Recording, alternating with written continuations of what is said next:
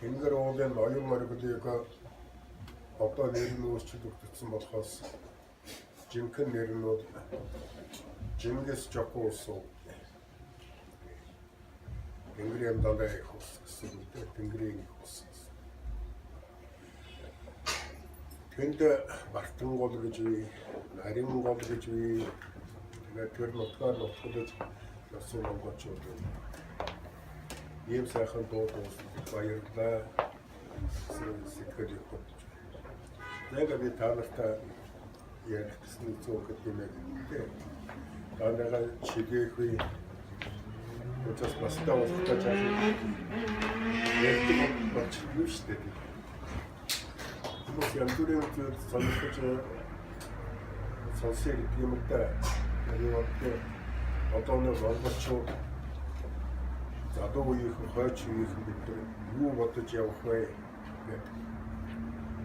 Ингээ бодоход надлаг хамгийн түрүү юм их том харах хэрэгтэй биш. Бид чинь Монголынхаа сая 500 мянган км квадрат дээр эрхэлж байгаа хүүхдүүд шүү дээ. Агт манай гэрийн гадуур энэ дэлхийн ертөнцийн орон зайд юу болж байгааг бид харахгүй байж болохгүй. Маш чухал асуудал. Монголын түүх үе гэхэд туршилт. Энэ дэлхийн орон зай орчны өөрчлөлттэй холбоотой саншгүй холбоотой юм гэсэн. Энэ талаар ихлээр би таалагдаа нэгдүгээр дараа нь одоогийн Монголын хороолтын тухай ярив. Дараа нь яг амьдралын бороо гэсэн жижиг хуваагаар ярьчих юм.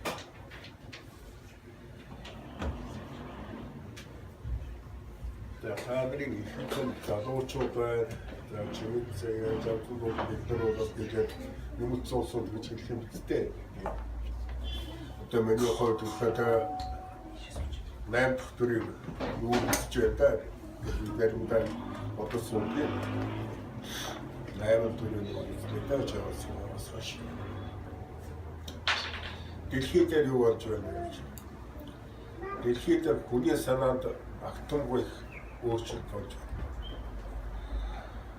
Одоогоос 5 жилийн өмнө бидний энэ дэлхий гэж юу, олон улсын амьдрал гэж юу гэдэг төсөөлдөг байсан төсөөлөл сүүлийн 1 жилийн дотор оронгоор гэдэг дэлхийн ертөнцийн хөр боллоо. Сүүлийн 20 гаруй жил 30-аад хэмжээ дэлхийн ертөнц нэг туйлтай болсон юм уу? Дэлхийд Америк бүрэн гэж их том бүрэн ганцаараа хүчлэх үлдээд зөвлөлт бүрэн задарсны дараагаар бид нар нэг туйлтай дэлхийд амьдсан. Америкийн аргачлал, Америкийн үзэл санаа, Америкийн ашиг сонирхол энэ бүхэн дэлхийд гол шиг баримж явах хүч болж байна. Энэ бол ганцхан Азид биш, Европод тэгээд дэлхийн хүмүүстэй холбоотой л доо. Тэр үед дэлхийн социалист систем гэж дэлхийн нутаг дэвсгэрийн 3-1-ийг хангасан. Хүн амын 5-1-ийг хангасан. Ийм том систем байж байгаа. Задарсан. Энэ бол 80-аад оны сүүлд 90-аад оны ихэнх дээр болсон асуудал. Энэ социалист системийн гол амин сүнс болж байсан зөвлөлт холбоот улс гэдэг 22 сая квадратын метр үлдэгтэй 300 сая хүн амтай улс бүр 15 улс сууж задраад оронд нь үеийн залгаж Орос бүрмүүдсэн зөвлөлт улс байхдаа дэлхий дээр зэрэг зэвсгийн хүчээрээ тунж зогсох дэлхийн нэг багнаа байсан. Зөвлөлт холбоот улс. Зөвлөлт холбоот улс задарсны дараа Орос бүрэн их жижигсэн. Нутаг дэвсгэр нь хэдийгээр 15 сая км квадрат үлдээжсэн. Хүн амын 70% улсууд руугаа хуваагдаад аж үйлдвэрийн хүчин чадлын 40% байхгүй болж Энэ бүрэн ядарсан. Энэ үед Америк бүрэн гэж ганцаараа байна. Өнгөрсөн оны 9 сараас эхлээд дэлхийн юмыг өөрөөр харах болсон. Зөвлөлт холбоот улсын буурин дээр өөрийг сахиж үлдсэн Орос бүрэн сэргэж өндөгөөд дэлхийн хүчрхийлэх бүрэн гэдгээ дахин нотолж харуулсан. Энэ үеэс эхлээд дэлхийн геополитикийн улс төр дэлхийн нэг туйлтай биш юм байна. Америкийн сүр зогсох туйл гарч байгаа юм байна гэдэг нэг юм ойлголтод оров. Нөгөө талны хүүхдүүд энэ дэлхийн хэдэн соёл иргэн шат хуваалт юм аа. Христийн соёл иргэн шаттай Европ түүний таарсан орчин гэдэг хүн төрөлхтөнд шинжлэх ухаан Европын техникийн соёл иргэн шатыг бэлгэлсэн нэг том соёл иргэн шат. Эдгээр бол дэлхийн хүн төрөлхтөнд одоогийн соёлыг төрүүлэгч өвөг эцэг гэж өөртөө тооцож явсан. Энэнийг тойрч бүх дэлхийн эргэлддэг гэж ойлгож явсан. Энэ нэг евроцентризмын үзэл, евгеникийн үзэл гэж хэлдэг. Энэ орчинд евроцентризмын үзлээр байгаль дэлхийн түүнээс нийгмийн амьдрал өсөл дөөнөөр шалгарлаар явдаг юм гэсэн ийм ойлголттой явж байна. Энэ нэг соёл иргэн шил. Нөгөөх нь Азийн соёл иргэн шил. Азийн соёл иргэн шил бол өөрөөсөө соёлтой. Египтийн бүрний түүхийг 5000 жилийн цаанаас бичиж тэмдэглэж ирсэн бол Азийн соёл иргэн шил дорхой 4000 жилийн тэртээс наашаа улмаачсан түүхтэй. Энэ бол өөрөөсөө том соёл иргэн шил. Өөрийн гэсэн ертөнцийн үз үзэлтэй амьдрах арга ухаантай Азийн соёл иргэн шил саяхан бодол эдийн засгийн хувьд дорой муурай зэрэг засгийн хувьд хүчгүй ийм түүхийн эрэлхийд одоо дурсгал болсон ийм соёл иргэн шил гэсэн ойлголтоор нэлээд түгээн байлаа. Ротхан лагын соёл иргэн шил. Лагын шашин 642 он онхон үүсч. Түүнээс хойш лагын шашны нөлөө дэлхийд дээр хүчтэй болж тарж дүгж ирлээ. Лагынхан бол өөрийн ёс дэглэм амьдралын зохион байгуулалт хатуу чанга гол нь бол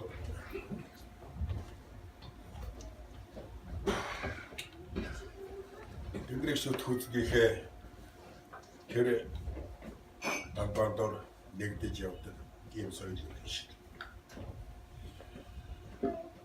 Энэ 3-5 соёл иргэн шил Монголд 3 талаас нь уулздаг юм аа. Хойд талаас нь Орос, урд талаас нь Хятад, баруун талаас нь манай Баян улгаас цааш Галын соёл иргэн шил. Энээс гадна цаад тал Африкийн соёл иргэн шил гэж байна. Ойш ингээд нууцчлогоо соёл иргэн шилтэй. Түүнээс гадна арлын орнуудын соёл иргэн шил гэж байна. 5 соёл иргэн шил. Хүн төрөлхтөн нэг үе техникийн хувьслах хөгжлийг дагаад бүх соёл иргэн шил нэгдэж ойртож нэг соёл иргэн шилээр хүн төрөлхтөн амьдрахынтай гэсэн ойлголттой болж ирлээ дээ. Энэ саяхан болсон. Өчигдөр ороогийн шүн нөгөө явтаашрын тавсрангуй осумжгаад нэг өөрийн хөөгийн уншид тэмдэглэлтэй авбайсаар гарсан юм биш. Тэгдэг соёл 50 одоо хүртэл манай монголчууд ер нь дэлхийн орос хэлтэй болох юм байна. Бид нар монгол хэл хэрэггүй юм байна. Орос хэл сурчхуу тэгээд их боловсролтой мундаг хүн болох юм байна гэсэн ойлголтоор явж ирж байна. Бид ч гэсэн одоо ингээд орчин үеийг харахад зарим хүмүүс манай ер нь англиар сайхан ярьдаг болчихоо тэгээд дэлхий дээр амьдрах үе хаалга нэмдэж байгаа юм шиг төсөөлж байна. За нэг үе эрдэмтэд ярьдаг байсан одоо дэлхийн улс үндэстнүүд ойртол бүгдээрээ нэг тийм моровтор царайтай нэлээд тийм өндөр нарийнхан биетэй хүн төрөлхтөн үүсэх юм гинэ гэж. Энэ 60-70 оны үеэр ярьдаг байсан. Гэтэл дэлхийн ертөнцийн түүх юу харуулдаг вэ гэхээр айч улс үндэстэн өөрийн хэл соёл өөрийн амьдрах аргаараа хүн төрөлхтний агуу их нийгэмлэгийн төрөн зүйлийн баялаг байдаг юм байна. Тэрнийг хадгалсан хэр хэмжээгээр хүн төрөлхтөн дархлаатай явж тэр дундаасаа хөгжил дэвшлийн үрийг олж сэргэж мандаж урагшиж явдаг юм байна гэж харуулсан. Ингээд нэгдмэл соёлын иргэншлүүд төрүүлсэн нэг соёлын иргэншил захирагдсан энэ зүйл өөрчлөгдөж одоо дэлхийн ертөнцид соёлын иргэншлийн мөргөлтөө гэдэг асар том үзэгдлээр түймэрт шатаж эхэллээ гэж хэлж байна. Арабын ертөнц, Лабын ертөнц, Христийн ертөнц, Европын ертөнц эдний хоорондын мөргөлтөө өнөөдөр дэлхийн уур амьсгалыг тодорхойлох. 90 онд би нэг Аравын 77-гийн клуб байгууллагын дээр нэртэй эрдэмтэд тавьсан ихтгэл үзээ гайхаж ирсэн. Тэр хүн тэр хүүдэчтэй зовлоо. Хүн төрөлхтөн асрыг шилжиж нүнэ гэж хэлсэн. Одоо иргэд харахад бол Европ төрөө одоо 30 гаруй сая хүн нүүх ийм төрөл байдалтай болж байна. Одоороос нүүж очоод байна. Тэгээд зөвхөн энэ нөөдлийг ихэд Европын соёл иргэншлээ өнөөдөр хуучин төлөөс нь өөрчлөлөө. Бид хуучин Европын сонгодог урдартай, Европын сонгодог зан заншилтай тэр соёл иргэншлийг дахиж харахгүй байна. Одоогийн Европ бол Лалын Христийн соёл иргэншлийн дунд тийм л хольц болж төлөвшөж байна. Төлөвшөхгүй энэ гал өдөө зогсох юм байна. За нэг тал нөгөө талын хүүхдээ тэр тав хүн мэдэж байгаа. Бид сүүлийн 20 жил ярьж ирсэн. Даяаршил гэж. Манайхан дотор дэлхийн хавтгай болчихлоо. Одоо дэлхийн нэг захад богсон нөгөө захыг харж болдог.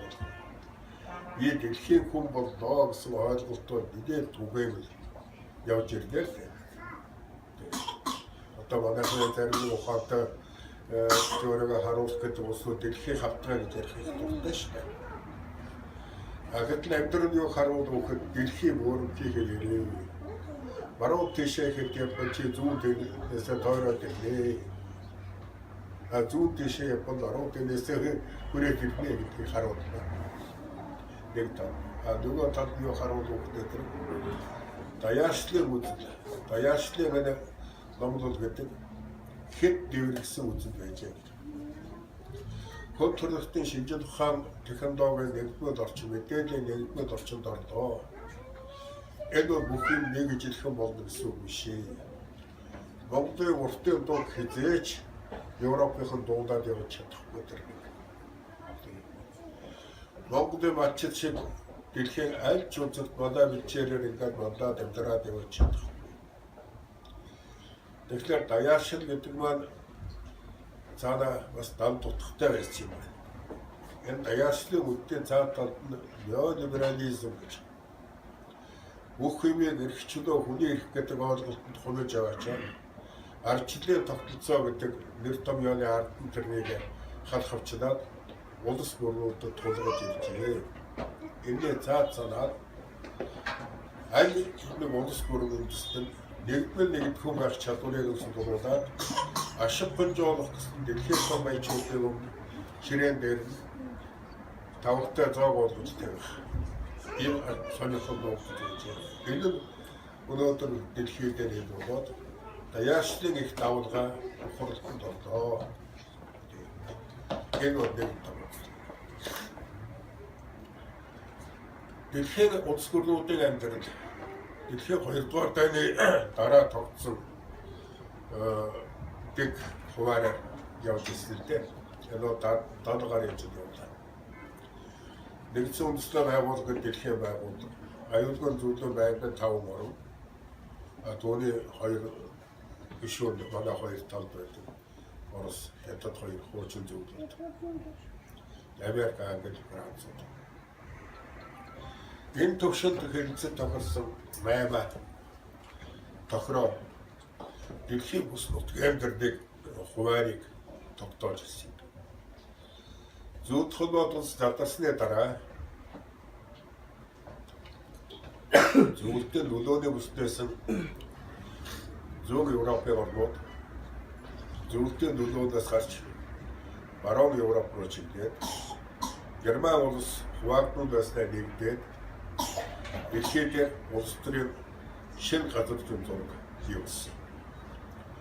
Одоогийн Европ гэвэл сүүлийн үед Европын холбоо гэдэг интеграц үйлдэлд хамрагдж байна. Нөгөө 90 оны мастрахтыг хэлцээгийн дараа нэгдмэл валютаа боллоо. Нэг ингээд виз орж гардаг, нэг хэл хязгаартай боллоо гэх жишээтэй. Хууль дүрмүүд хүртэл нэг хоорондоо ижсэн ч гэсэн. Гэтэл энэ маань бас эртцэг алхам байж гэдгийг амьдрал харуулна.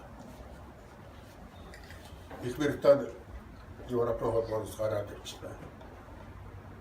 Одоо цаатад Франц, Итали, Грек, Унгар янз бүрийн улсуудын бас асуудал гарч ирж байна.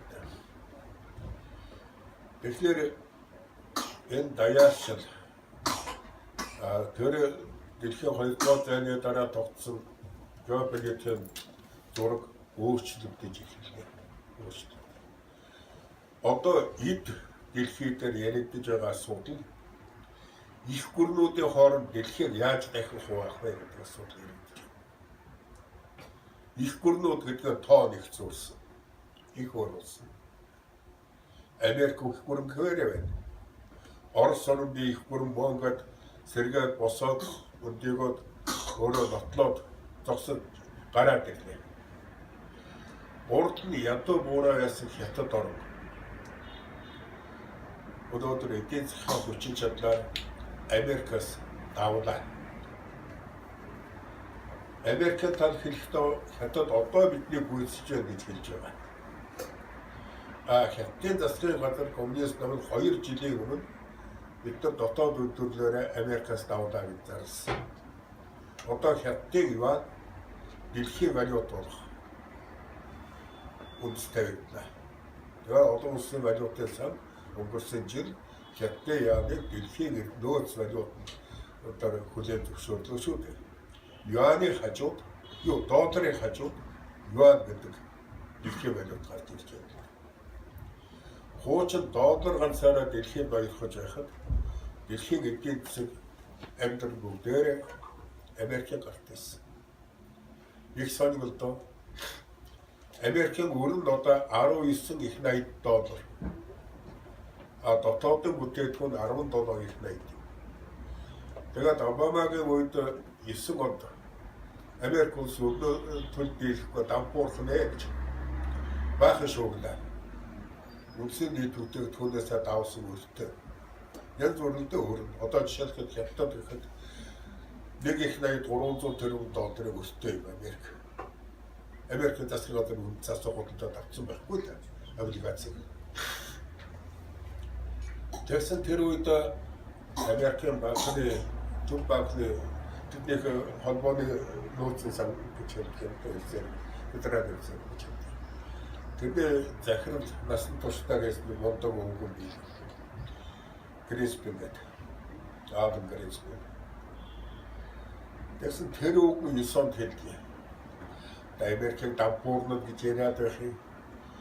Америкийн хэвлэлийн машин гацаагүй байхад Америк дампуурна гэж юу байх вэ гэж. Долларын дуртай тоогоороо хэвлээд Америк дэлхийд гаргахад дэлхийн худалдаа давдаг. Худалдаа давдаг. 9 оноос хойш Америкийн нэгдсэн улс 23 их 80 доллар хэвлэж гаргалаа. Энэ юу гэсэн үг вэ? Америкчууд 2003 оноос Ирак танк хийж байгаа. Тэр таны зардлыг Америкчууд хаанаас гаргаж байна? Нөгөө заасан доосроо. За тэнд харууд зогсох Монгол хүн хэрэгтэйг мөнгөний төлөө цагийн үгээ чаваад ирэхэд манайх чинь инкийг сахиулах project гүйгэл очиж нэгтэй. Яг доодор яриулаад тавьчих нь нэгтэй тэр гэж тэгээд гүцээ шүү дээ заасан байна. Тэгээд банкнд авчираа тарчих нь нөгөө. Гэх мэт. Гэтэл одоо Америкийн хэм мод боловсруулаа. Геополитик аль орчинд ингэж нөлөөлөх гэж байна. Тэгэхээр дэлхийн шинэ хуваар хэн орох вэ гэж. За Америк яг ингээд хүчин чадны их орох бол Орос орж байна. Гараад бас хятад орж байна. Гохуучин ч 5 орн байсан шүү дээ. Одоо 3 дотор бусд нь яач вэ гэж. Арын 2 суудлын өсөлтөө явж байгаа. Турк улс бие дааны ертөнцөд төлөөж орно гэж сууж байна. Ард талд нь Европын холбоог хүчлэх байсан 520 сая хүнтэй дотоодын нийт төрөлтэй түүнээрээ нийлхнээр Европын орнууд Америкаас давд юм. Гэм эдгэцгийн чадвартай бүлэг энэ дэлхийн хувьд орохгүй гэдэгтэй тулаад. Ягаад гэвэл дотороо өснө бужигнаатай, дотороо баахан дөрвөстэй асуудал байдаг. Дотороо зөрчил байдаг. Одоо Англи гараад явчихдээ тэр Европын холбоог хэн толгойлох вэ? Эдийн засгийн хүчин чадлаараа ганцхан Герман толгойж чадна. Өөр хэмж чадахгүй. Гэтэл Европын холбоог Герман толгойлохыг зөвшөөрөх үү? Таашаах уу? Цаадууч одоо 4-р ирэх сэргэлээ гэж хашгирч гэлж байгаа. Нөгөө Герман гитлэр нухууж яснаа мартаагүй болохтой нөгөө чинь. Тэгээд бид нөгөө Герман толгойтой юу бүр бид нар байна. Одоо Францад ингээд 7 хөлөгчөө сонгуул 2-р үеэр нөгөө либер Макрон хоёр ч тэрний төлөв үзэж байгаа шүү дээ. Дараа нь Итали гарч ирэн дараа нь Европ устсан. Энийг чи яагаад ярьж байгаа юм бэ гэхдээ тэр Монгол оронд амьдралын орчин өөрчлөгдлөө. Өнгөрсөн жил 7 сард АСЕМ уулзалт гэж Монголд болсон. Бүгдээрээ яг олон орны төлөөлөгч ирлээ, зочин ирлээ. Зарим нь бэлэг чавчилж өгнө гэдэг манайхад баярлаад өнгөрсөн л дээ. Гол үр дүнгээ монголчууд бид ерөөсөө ойлгох тусгаж аваагүй. Тэр АСЕМ уулзалтаас Улаанбаатарын тунхаг гэж асан. Тэр Улаанбаатарын тунхагт нэг л үг бичээтэй байгаа. Ганц үг. Орчин үеийн дэлхийн ертөнцийн тогтворгүй төгшүүртэй, эв төлөв байдалд ордоо гэж. 12 онд Оросын ерөнхийлөгч ерөнхийлөгчөөр сонгогдсон дараа тавлар өргөх ёслол дээр энэ үгийг турбулент гэдэг хаосын нэг төр хөдөлгөөнөд энэ үгээр илэрхийлсэн. Тэгээд тэрнээс хойш явж тэгээд сая Европын бүгдээрээ хүлээн зөвшөөрсөн тунхагтаа гарын үсэн зураад ингээд гарна. Энэ юу гэсэн үг вэ? Дэлхийн төгшөөртэй тогтворгүй байдалд орлоо. Мэдээж энэ бол нэг жилийн нэг сарын асуудал биш. Дэлхийн нэрээр бэлдээд хамгийн түрүүнд 71 онд Америкийн эрдэмтэн Джон Форстер 21-р зууны эхний 30 жил бүх төрлийн хямранд давхцсан хямралын үе болно гэж хэлсэн. Тэр үед бол Форстер тэнч итгэл үлдээ. Сүүлд нь миний мэдх Оросын 31 эрдэмтэн 96 онд Оросын 21-р зууны хөгжлийн шинэ номлол гэдэг ном үтгэл гаргаад тэр үтгэлийг туурсан 31 эрдэмтнийг нэгдсэн үндэсний байгууллага ерөнхий нарийн бичгийн дарга ерөнхий зөвлөх байсан актемж Кофтонго толгойж ирсэн. Тэд нэр мөн адилхан дүгнэлт хийсэн. За Форстерийн дэлхийн динамик төсөөл зөв байна. Дэлхийн дээр хямрал ихэлээ. Гэт тэд нар Оросын 21-р зууны хөгжлийн шинэ номлолд ном бичээд тэрний 279 дугаар хуудсанд байгаа. 21-р зууны эхний хагас ихэнх үед гэж байна. За тэр зарим бид 35 оноор угсаадгийн зарим нь 25 он. Жижиг буурай орнуудын хувьд зөвхөн тисчүүлдэх тавилмал норм гэж байна. Монгол ямар орн вэ? Жижиг буурай. Дэлхийн шинэ хуваар яваад их гүрнүүдийн хооронд нөлөөний босгоо байхад Монгол хаана нүдэх вэ? Би хэмдэ гэдэг харах хэрэгтэй байна. Америк, Хятад, Орос 3 гол тодорчлоо. Бид 2 хөршигчэндээ буруудахыг Америкээс зааддаг шүү дээ. 3 хөршмө тодорхой. Эндээ цаав юу? Яг талаас харахад Монгол орн бол Японы талаас маш их өөрмөц. Маш сайхан орнууд. Хоёр талд ч хоёр том бүрэн байна. Хоёулаа монголчуудын их бүрэн байгуулж дэлхийг донслогож явах үед төлгөө олсон их бүрнүүд юм шүү дээ. Хятад ч 12 улс байсан нэгдэхэд нэгээс хойш яа улс, Мэн улс, Чин улс гэж одоо хятад явж байна шүү дээ.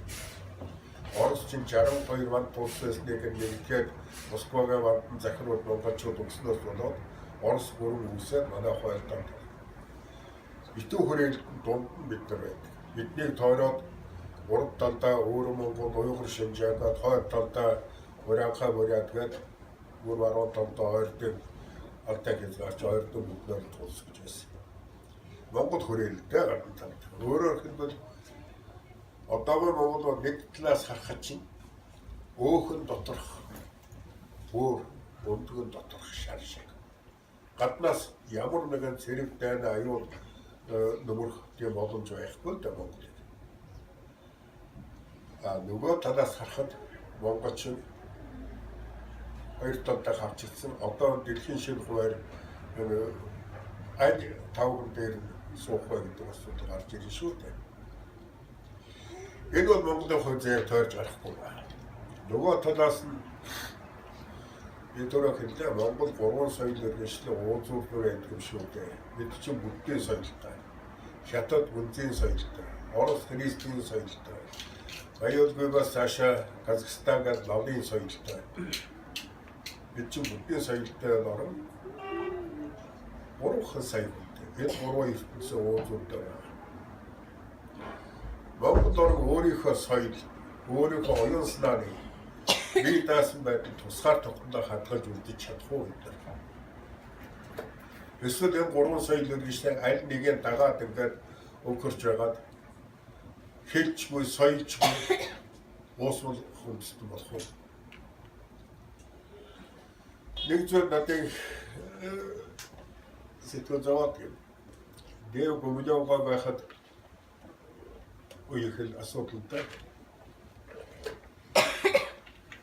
Гомлоогоо их тал гэдэг номонд монголчууд бол угсаадны хувьд өөрөө өөрийг хэлтэрхий түүхийн үзмэр болсон угсаад гэж бичсэн.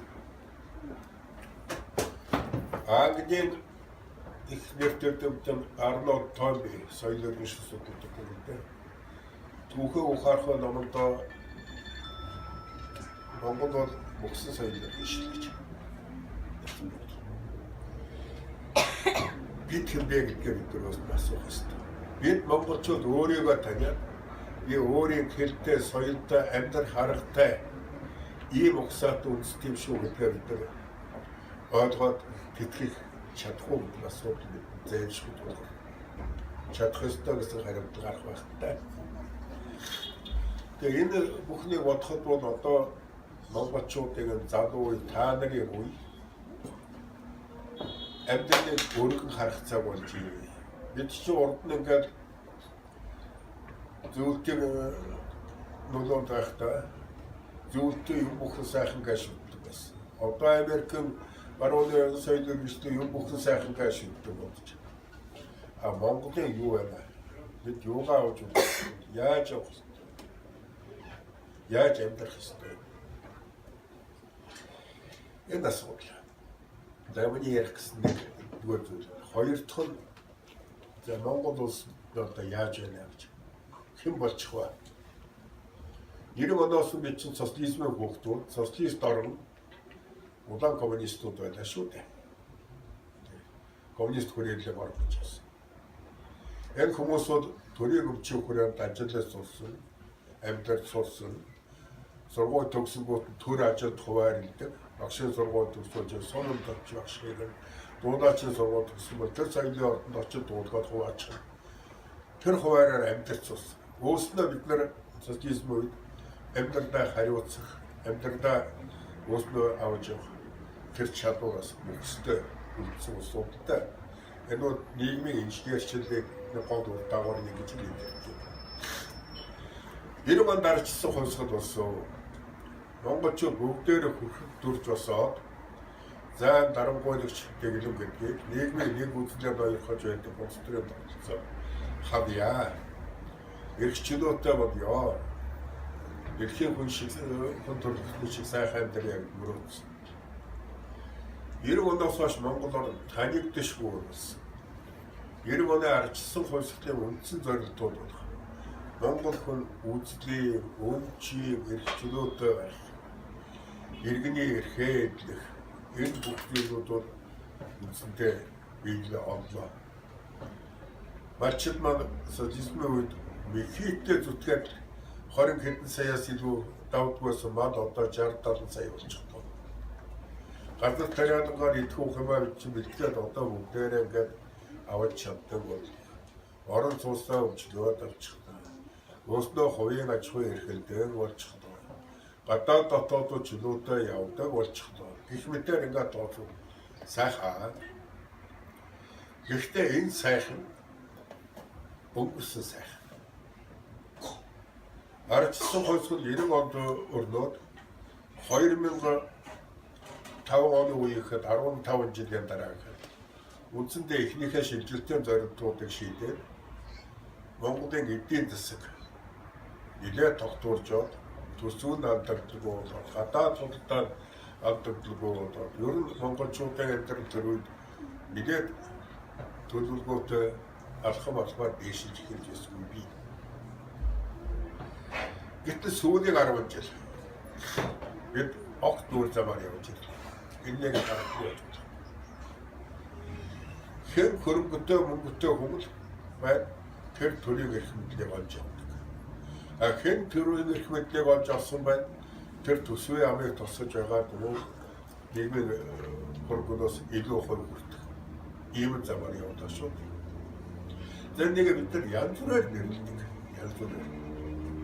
Гэхдээ энийг бол олигарх засгалтай капитализм хөрөнгөтний нийгэм гэж нэрлэдэг. Ганцхан олонсын шинжлэх ухааны нэртэн явж байна. Монгол улс 92 онд үндсэн хуулиа батлахдаа хүмүүнлэг иргэний ардчсан нэрийг зорино гэсэн. Капитализм ч гээгүй, социализм ч гээгүй. Тэр үед энэ хоёр нэр томьёо хоёулаад Монгол байсан. Аль нь ч аваагүй. Гэтэл одоо бид нар явсаар гулгасаар байгаад зэрлэг олигархийн ноёрхолтой хамгийн зэрлэг капитализмын загварт орж ирлээ. Одоо Монгол авилгалаараа ихэд төрийн янзлаар ихэд дэлхийд дээгүүр орно. Хөгжлийнхөө жиг тус байдлаар эмгцэн бараа байдлаар мөн тэр дайнад явна. Одоо бид ч олон улсын валютын замгийн эмчилгээнд орчихлоо шүү дээ. Хүмүүс ярьж байгаа одоо сэхэн дуруулахаас гараад одоо ингээд тасаг шимжлээ гэж. Одоогүй бид өнөөдөр дөнгөж олон улсын валютын замгийн мисцастны ширээнээр хэвтээд байна шүү дээ. Бид бас мисцастны нэг байна заадуулж. Хэвтүүлээд одоо зүрхэн рүү, эдгээр рүү яадаг үлээ гэдэг бодгаа бариад ингэж байна. Бид яагаад юм бэ гэсэн. Энэ үрдүн. Бид нэр зөвлөлтөд 11 тэрбум шилж хөрөнгөний бүрдээд очаачдын тусдсан өрөндөө 60 оноос хойш. Үлдээсэн бол цахилгаан станцууд, эрдэл, дорн сууд, сургууль, сангачгүй гэдэг нүдэнд харагдах юм зөндөө. Гэтэл бид сүүлийн 10 жилд 20 тэрбум долларын зээл гадаад тавьжээ. Бид нар одоо 23 тэрбум долларын өртөө 24 тэрбум. Яг 4 тэрбум 2004 оноос өмнө бид бол. Тэр юу гэдэг? Тэр мөнгө хаашаас? Төр барьж байгаа хүмүүсийн ханаасанд орж илдээ. Төр барьж байгаа хүмүүс нийгмийг сорох мөлжих арга их олон юм. Эхлээд их өрөвдөлтэй байсан. 90-ад оны дунд үеийнхэд нэг их хурлын гишүүн нэг хүн болчихвол танд руугаа уцтаад миний тэр хүнд нэг зээл банкнаас өгөөч гэдэг. Нөгөө зээл авсан хүн их хурлын гишүүндээ нэг 10% авчирч өгдөг ч юм. Одоо хахууны хамгийн бүдүүлэг гэрэлтэй. Одоо тийм биш болсон. Одоо их хурлын гишүүд рүү гаднаас туцтаад миний ийм хуулийн төслийг та ингээд дэмжиж өгвөл би тэдийг танай гартаа тавих бэлэн байна. Лобби. Жишээлбэл ноён уур гэдэг нэг автны жаахан нөөцтэй ордоор байна. Нэг жилийн дотор Монголын улсын хурл 5 удаа ноён уулын асуудал гэдэг цагаан. Монголчуудын амьдралын төвшин өр зээлийн асуудлыг нэг ч удаа хэлэлцээ юм шүү. Шалтгаан юу? Цаанаас нь хатгаад байна. Өөр нэг шалтгаан юу гэхэд тэр авилгалчид өнөөдөр өөр бүнд очиж суучиж. Та бүхэн боддоо Монголд ингээд 40-48 мянган километр автозам тавилаа гэж ярьж байна. Автозам өдөрт 10,000 машин нэвтрүүлэх чадвартай бол автозам ашигтай байдаг. Бус нөхцөл төр автозам ашиггүй. Яг монголчууд сайхан замаар давхих дуртай гэдэг зам тавиулаа тэр баярлаж байгаа хүмүүс зөндөө. Гэхдээ ямар үнээр босдог. Манай эрх мэдэлтүүд бүгдээрээ зам тавихын төлөө байдаг. Одоо энэ жил улсын хурлын баталсан төслөөр та нар ойлгож байгаа 1115 км зам тавина гэдэг. Юу гэсэн үг вэ? Нууцын цаанаа. Тэр зам тавих төсвийг хийхдээ 1 км замыг 700-аас 800 сая төгрөгөөр тавина гэж төсвийг хийсэн байна. Тэр нь батлагдсан байна. Гэтэл яг зам тавихад гарах зардал нь 300-аас 400 сая төгрөг байна. Зардлаас тэр бас 300-400 сая чи хэвийг ашгаа оруулаад хэвийг үнэ. Нугулсан ийм үнээр зам тавилгад төсвийн мөнгө гэж үрж тэрүүд гаднаас зээл аваад тэр замаа Шинжааныхнаар бариулаад тэгээд тал зардлыг манайх дүүнэр аваад их шиг байна. Чингис хааны мөнгө хувааж авсан компаниудын санхүүжилтийг харахад Шинжааны нэг компани мөн чөлн зээл авсан байгаа. Та бүхэн харж байгаа хэрэг бол интернет ороод үзчих байж байгаа. Ийм замаар өнөөдөр авилгал нэлээсжээ. Бид ийм замаар өнөөдөр амьдралынхаа шүүсийг соруулцгаа. Багууд би Монголын сүүлийн 10 жилийн эдийн засгийн бүх тоо материалыг цуглуулж нэгтгэж шинжилж үзсэн. Монголын эдийн засгийн банкны систем нь алсаа. Мөнгө хуулах систем гэдэг бол паразит шавжтай адилхан хүний цусыг сордог шавжтай адилхан тэр эдийн засгийн цусыг сордог. Банкны системүүд эдийн засгийн цусыг сорчих.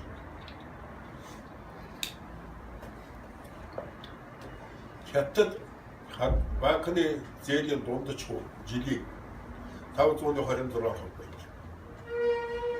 Манайд 24.5% байна. Тэгэхэд банк яг эдийн засгийг яаж хөгжих вэ? Банкны өрөнд яваад дуусна шүү дээ. Тэнд магадгүй энд хамааттай нэг хүн урд байлаа гэхэд хамааттай мөнгө явуулаад Монголын банкнд хийгээд энд 24-5% хүүтэй хадгалчихтай зэрэг тэд гизээ төвлөж явах бол гэдэг тэр чи тэ гэх мэтээр. Тэгээ ийм явж байгаа. Тэгээ энэ тогтолцоо бид яаж өөрчлөх вэ?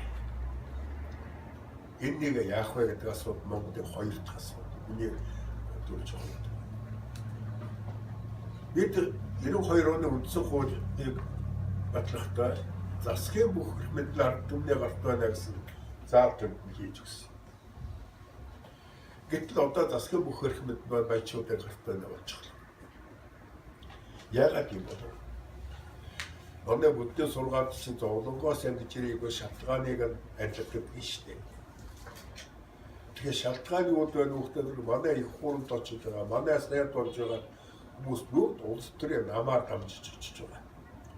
Улс төрийн намууд нь мөнгөтэй хүн тэр суудаар худалдаж байна. 2004 оноос хойш улс төрийн намууд маань төрийн суудны худалдаг дангуу болоод хөрчихлээ. Ломбардууд болоод хөрчихлээ. Ингээд үндсэн хуулийг өөрчлөх хэрэгтэй болов. Одоо энэний төлөө ингээд маргаа явуулаад нийсэд үгсэй төр зөвлөд хуулиас гарч ирлээ.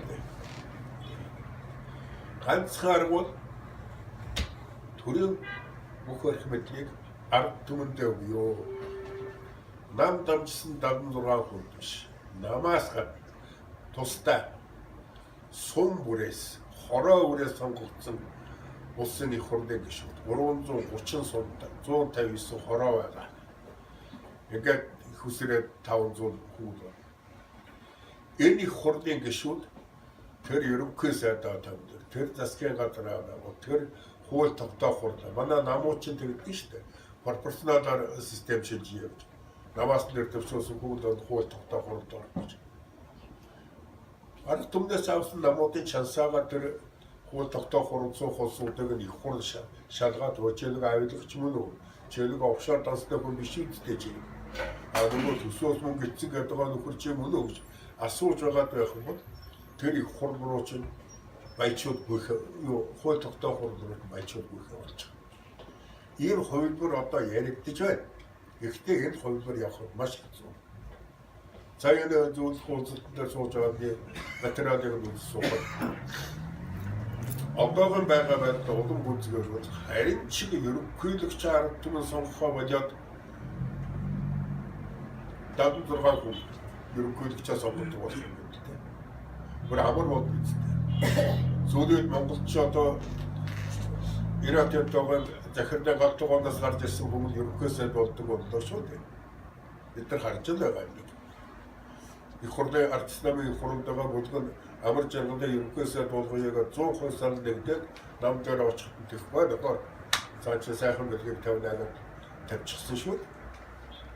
Тэгээ юу бол Дубай харилцаар хийгээд оюу толгой бүх баялагийг нөөцийг газартай хичнээн газар өгсөн одоо уртлаар дүн хэлэхгүй байгаа шүү дээ.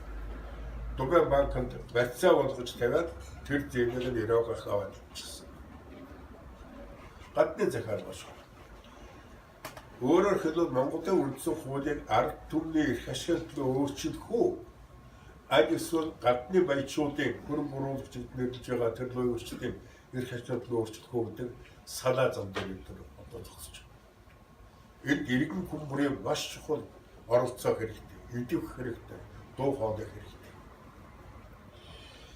Бид үндсэн хуулийн өөрчлөлт цаашдаа түрүү аваад явж чадна.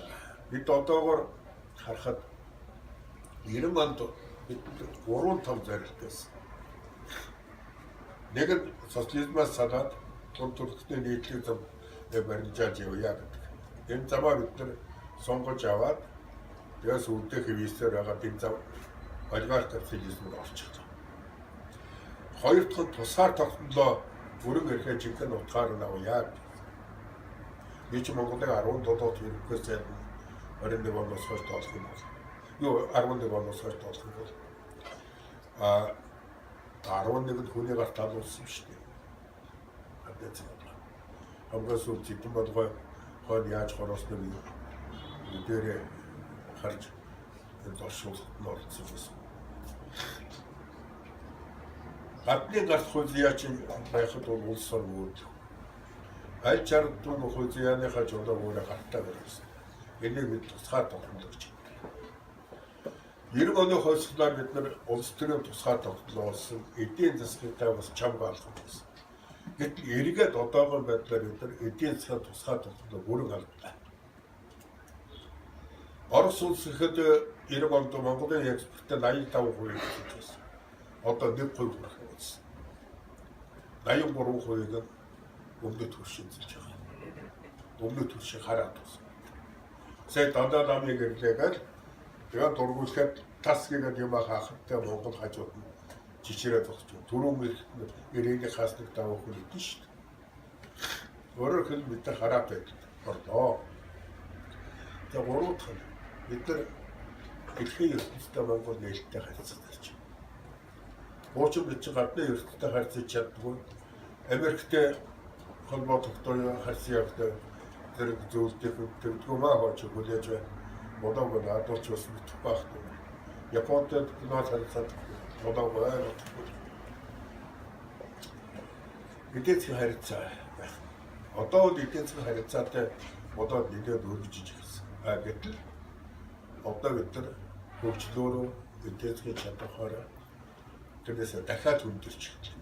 Одоо Монголын бүтээгдэхүүнээр бид дэлхийн зах зээлээр барьж гарах юм бараг байхгүй. Нөгөө нүүрсээ, нөгөө нефтээ, нөгөө зэсийн баяжмлаа дандаа түүхэд. Тэр чинь бидний бүтээл биш шүү дээ, байгалийн бүтээл. Сайн ерөнхийдөө нефтнот болчих байгуу хэлчих юм болтлаа. Бидний олборж байгаа байгалийн баялаг бол өмнөх өв төдийгүй өмнөх үеэс өвдөж авсан өв төдийгүй ирээдүйн үеэс зээлж хэрэмдэж байгаа баялаг юм шүү дээ. Бид ирээдүгээр бүлжиж байна. Та нарын хүүхдийн чинь эдж хэрэглэх ашиглах тэр баялагыг өнөөдөр зөвлөмөд гадныхын ухаад аваж гараад одоо юу толгойд аваад 42 сая тонн зис 1800 тонн алт 11 мянган тонн цагаан мөнгөд нөөцтэй ордог шүү. Эрдэнэ тэрний хажууд 6 сая тонн зэсийн нөөцтэй ордог байсан. Тэрнээс бид нэр 7 дахин том ордыг 90-ад өгчхөд 90-аас мөнгөө Монголд оруулахгүй ажилтны цалин мэдээс төгрөгөөр тавьж өгчхөд мөнгөө гадагшин зөөчхөд суугаад байна шүү дээ. Ийм байдлаар бид нар явж чадахгүй дээ. Тэгэхээр эдийн засгийн хувьд монголчууд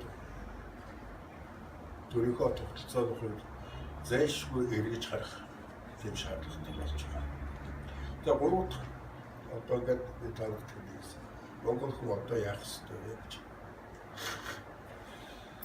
Нэг хүлээлтээс арчин гэж бол юм бий болохтой гэдэг амьдрал сайжрал хачин сайхан болно гэж. Тэр байтгай хөгжилтэй юм тохиолж байсан та. 90 оны 7 сарын 29-нд анхны улсын их хурлын сонгуул болов. Тэгээд сонгуулийн үеч яах вэ? Салтнамын салтнамаараа нөгөө шинэ хүчнээр ингээд сонгуулийн ухуулга явуу. Тэгсэн зүйл манай ээж хөдөөнөөс ирээд тэлдэг надад. Хөдөг сони ухуулга явсан шүү гэж. Яг гэсэн чи Америк гэж их баян орны төрийн нарийн бичгээр бэкер ирэх гэж байна гинэ Монголд. Арчлалын талаас саналахгүй бэкер мөнгө өгөхгүй юм байна гэж. Гоо минийд. Арчлал чи хүний ард дээр мөнгө тавьдаг шүү. Арчлал бол хүнд ганцхан хариуцлагын эрхчлөө. Эрхчлөө гэдэг албатай монголчууд дур зоргоороо гэдэгтэй болж байдаг. Тэргээрээ Европынхоос бид ялгаатай. Эрхчлөө гэдэг нь Европынхны ойлголтоор ухамсарлсан хариуцлага. Би хүн болж төрсөн бол би нарт түмний нэг гişүүд улсын иргэн бол амьдралаа би хариуцах ёстой гэсэн. Тэр хариуцлага ухамсар сууж байгаа чинь амьдрал өөрчлөлт. Тэгээд мэдээж монголчууд энэний дээр зүтгэж явах маш их. Эдний үрээр бид нар өнөөдөр идэх хувцас өсөх хувцастай ингээд явж байна. Гэхдээ залуу үеийнхэн дотор бас ингэж харах юм. Сургуульд оюутан болж байгаа улсуудыг олгох зүгээр нэг нь оюутан болох юм. Одоо дунд сургуулиа төгссөн. Тэгээд ажил хийхэд нас залуу бас ч жаахан эдгээр насныхаа жаргалыг эдгмээр байдаг.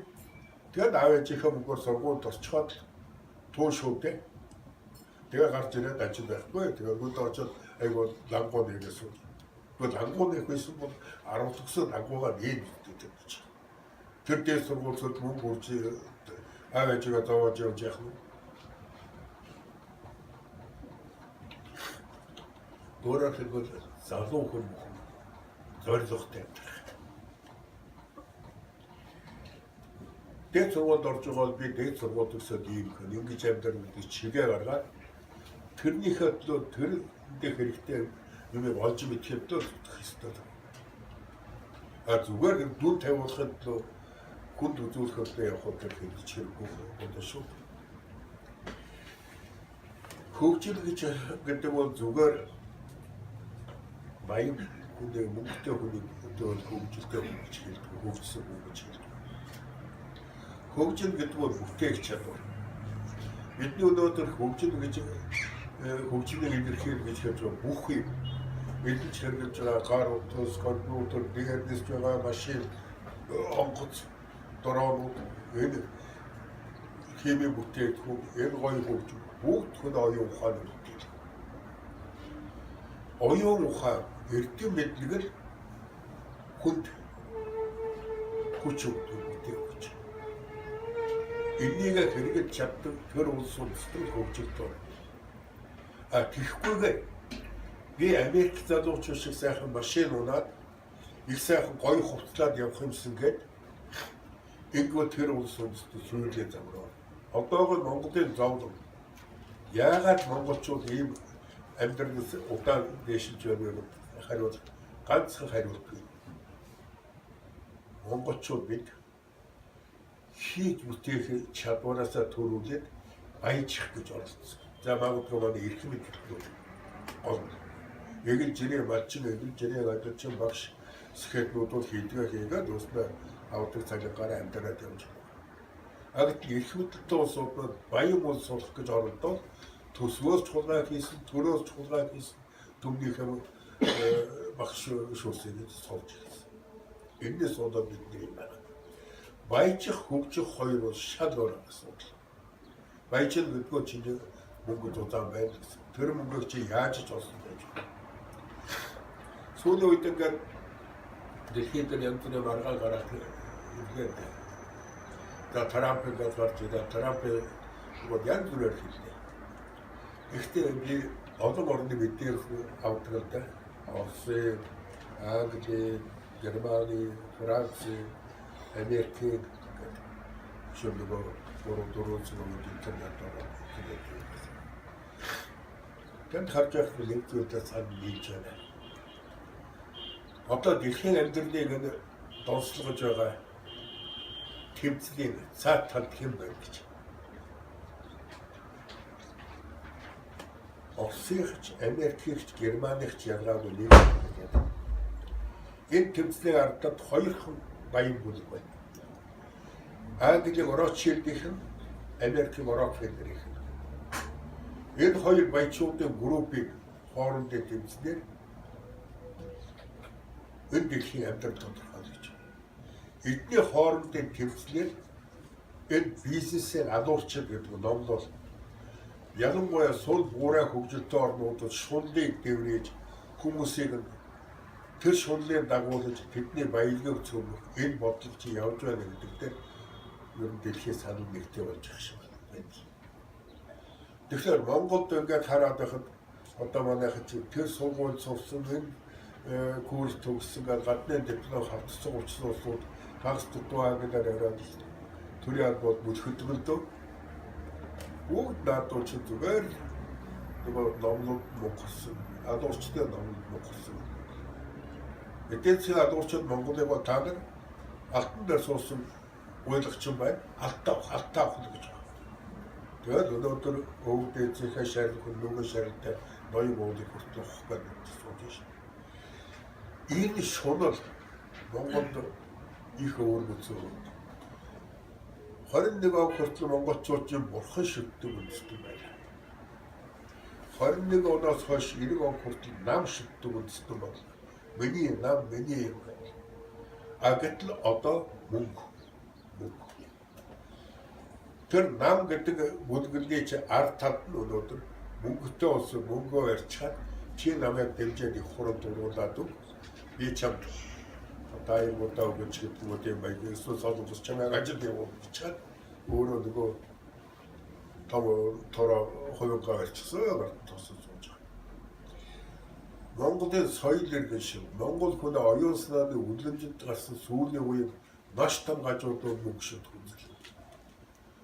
Мөнгө бишээ өөрөө ч бүтээх чадвар, өөрөө ч авьяас, өөрөө ч зүтгэл энэ хамгийн үнэтэй зүйл чинь. Сүүлд би ингээд 3 яриагаа төгсгөөд нэг юм өгөөгөөрөө төгсгөөд байж байгаа. Миний нэг таньдаг эрдэмтэн ярьлаа.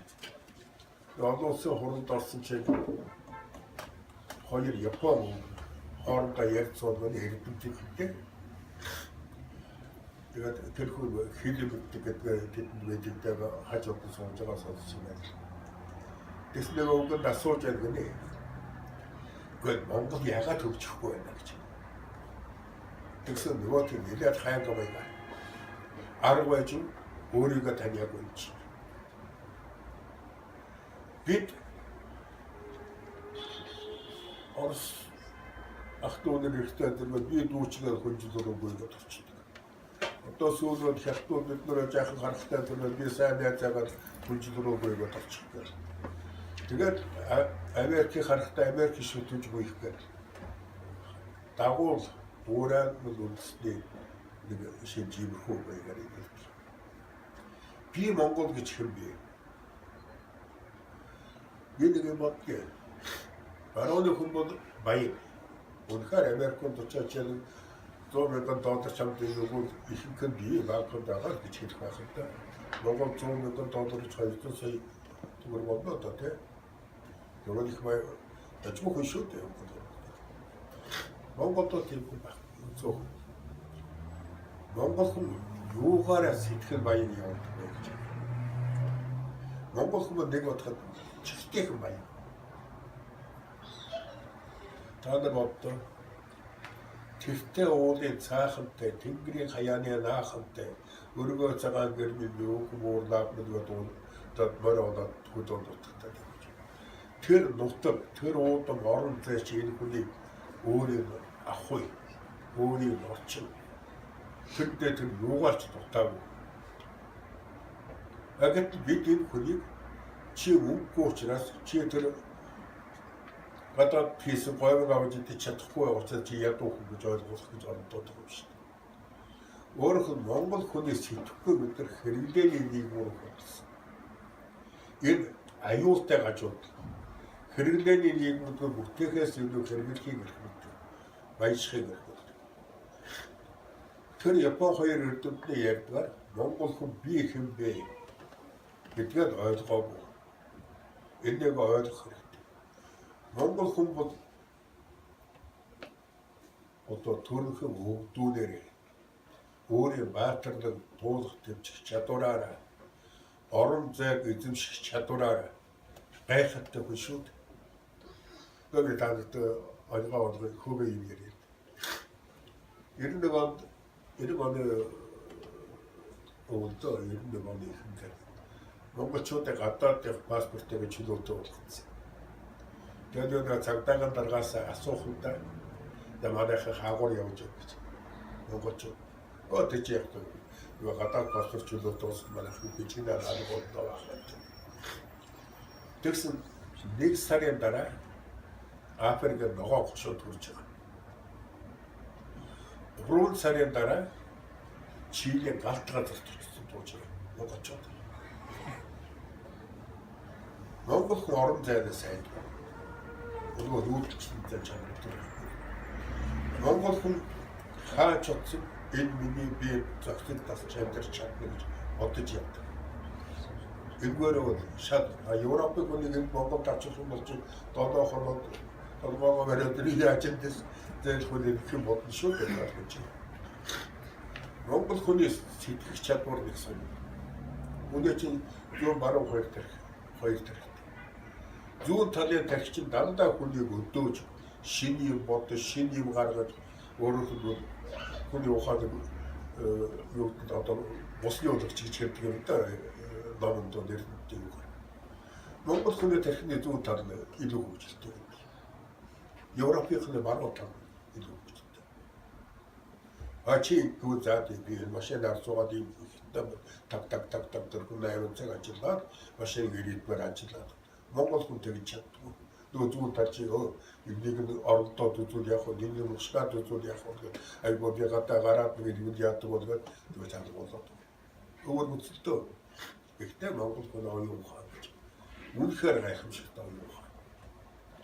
Бид одоо ингээд арчлал гэдэг элдв буймээ бүдээр доостоо сурах гэж ядаад. Өөртөө нэг юм бид ойлгохгүй. Энэ арчлал гэж юу? Нэг л гоё юм байна. Грекээр Димитрокс гэж нэртэй юм. Тэр сая ярьж байна. Европын та нар ингээд арчлал демократ гэдэг үгчийг грек үг шүү дээ. Грекээс авсан. Та нар тэгээд демократ гэж юм ярьчихад нэг арчлал гэдэг юм. Наач биш ээ. Манай грек наач өөрөөр ойлгоод өөр юм. Та нар октор юмыг арчлал гэдэг нэрлээд байна. Тэгээд тэрнийг авчираад бид нар тэрнийг хуурж яваад одоо ингэж ярьж байна. Арчлалын нэг нь утга хөдөлмөргүй байд. Ард түмэн төрийг ирэхээ. Барай төрөө байгуулаад төр нь ард түмэн зөвлөждөг. Энийг арчлал гэж хэлдэг. Энэ тодорхойлолт бүх тодорхойлолт байна. Арчлал гэдэг нь туйлын үнэт зүйл биш. Туйлын үнэт зүйл гэдэг нь тухайн улс орны тусгаар тоглол, аюулгүй байд, хөгжил цэцгэл, хүн ардын амгалан тайван сэтгэл хангалуун байдаг. Энэ бол туйлын зорилго. Энэ зорилгод хүрэх аргатай аргачлал. Шаарч нь өөрөө туйлын зорилго биш. Энэ талаас нь авч үзэх юм бол монголчууд бид Хувилын хааны үед бичсэн 10 буйд номын цагаан түүх бол Хувилын хааны үндсэн хууль гэж хэлдэг юм. Тэнд хялбарын төр гэсэн ойлголт байсан. Арчил гэж хэлдэг юм. Хялбарын төр гэдэг ойлголтыг төр нь ард түмнэд иргэдтэй дарлалгүй, дарамтгүй байхыг байдаг төрийг хялбарын төр гэнэ гэж тодорхойлсон. Бид тийм төр Чингис хаан байгуулсан. Тийм төр монголчууд хүн төрх иргэсэн. Одоо бид нар марчаад арчил гэдэг худалдаачдыг толгой дээрээ задаад тэгээд бодгод нь авилгаваад байгаа сууж байдаг. Ийм байдлаар байна. Эндээгээ ч гэсэн бид бодох хэрэгтэй. Монголын түүх соёл агуу их. Эндээгээ судлаад, үзээд, таниад таних чадвар гэдэг үндэснээ гоёлтсэнээ. Хэрвээ тэгж чадахгүй бол Америкийн нэг хүн бий. Хадаг хаан гэж. 9 онд тэр хүний бичсэн юм үзсэн. Монголыг хөдөлгөж байна гэж. 2020 он гэхэд Монголыг хөдөлгөж дуусгах гэж. Мохоо зүгнэ шүү. Тэгээд эцэг хөл бараг тийм ч замруу орчлоо. Гэхдээ монголчуудаа заяа өнтер зүү зам олох байхаа гэж бодож. За гэрэн болсон.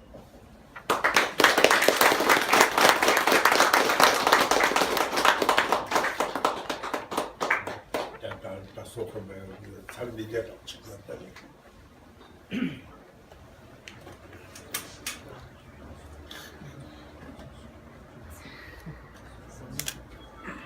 Энийг нь асууя.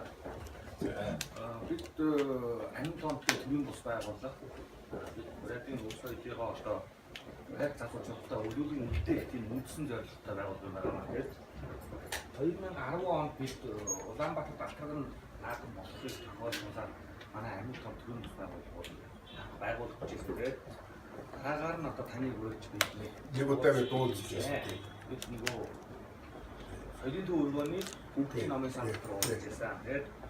Тэгэхэд та бас хэлжсэн нь ер нь геополитикороо бол дэлхийн улс орнуудын хөгж бос хандлага гарч байна гэж санагдав. Тэрэн дээр Казахстаныг бол бас их хүчрэх улс болзошгүй гэж та бас хэлжсэн. Яг Казахстан маань юм болж чадаагүй байна вэ гэхээр тоон жоохон зөвлөлт гаргаад байна. Тэгээд Монгол маань цаашаа ер нь яаж хандах вэ гэдэг дээр та бас саналаа хэлээч. За дэлхий дээр угсаатан үүсэн төрн гэдэг бол сонирхолтой. Энэ бол гүмлэвэн этногенээс онод одоо хамгийн зөв онол гэж явдаг. Тухайн бүс нутагт ингээд одоо сансрын гаралтай гэж өөрөө хэлээд байдаг. Тэгээд энэ одоо эрчмийн төрөлд ирэхэд бол шинэ угсаатанд ордог гэж. Тэгэхээр дэлхийн угсаатны мөрөлдөөн бол өөрөө ч хоёрч өөрчлөгдөж байдаг. Хоёрч өөрчлөгдөж. Нэг угсаатанд төрөл, нөгөөх нь мөхөн байхгүй болно. За угсаатны төрөхийн нэг үндсэн суур нөхцөл нь юу гэдэг вэ гэхээр соёл иргэншлийн хослол чанар. Хоёр соёл иргэншлийн зааг дээр угсаатанд төрөх маш их магадлалтай. Тэгээд танд бүдүүргүүгээр дэмжих. Сарлаг Монгол өхөр хоёрын дундаас хайнаг гэж нэг авдаг гардаг тийм. Сарлагаас том биетэй, хүч чадтай. Тэгээд энийг бол Петрос гэж яадаг шинжлэх ухаанд хэлдэг юм да. Петрос нь их эцэг хоёр талаас илүү чадтай. Тийм үргэлжлэн дундаас холын хоёр төрлийн дундаас. Тийм ч болохоор манай хабай дээр үед хатнаас хатаа авдаг байсан байх гэж байна. Тэгэхээр хоёр соёл иргэншлийн зааг дээр байгаа. Зааг дээр энэ шинэ үндэслэл угсаад төрж гарна да. Казахстан бол одоо энэ талаас Ладын соёл иргэншлийн талаас Европын соёл иргэншил дунд. Гэхдээ Ладын ертөнцид хоёр одоо тэргүүн хөгжилтэй орн бий болно. Орч гэж хэлэхэд хэцүү юм даа. Нэг нь Казахстан. Одоо Ладынхан бүгдээр хэлж байгаа. Хамгийн өндөр боловсролтой, хамгийн жид сайхан дундаж амьдралтай, хамгийн тогтвортой орн бол Казахстан гэж. Нөгөөх нь Татарууд. Татарстан. Одоо ашиг Орсын бүрдүүд байгаа. Яг ашигруудад нэсэж байгаа хойно.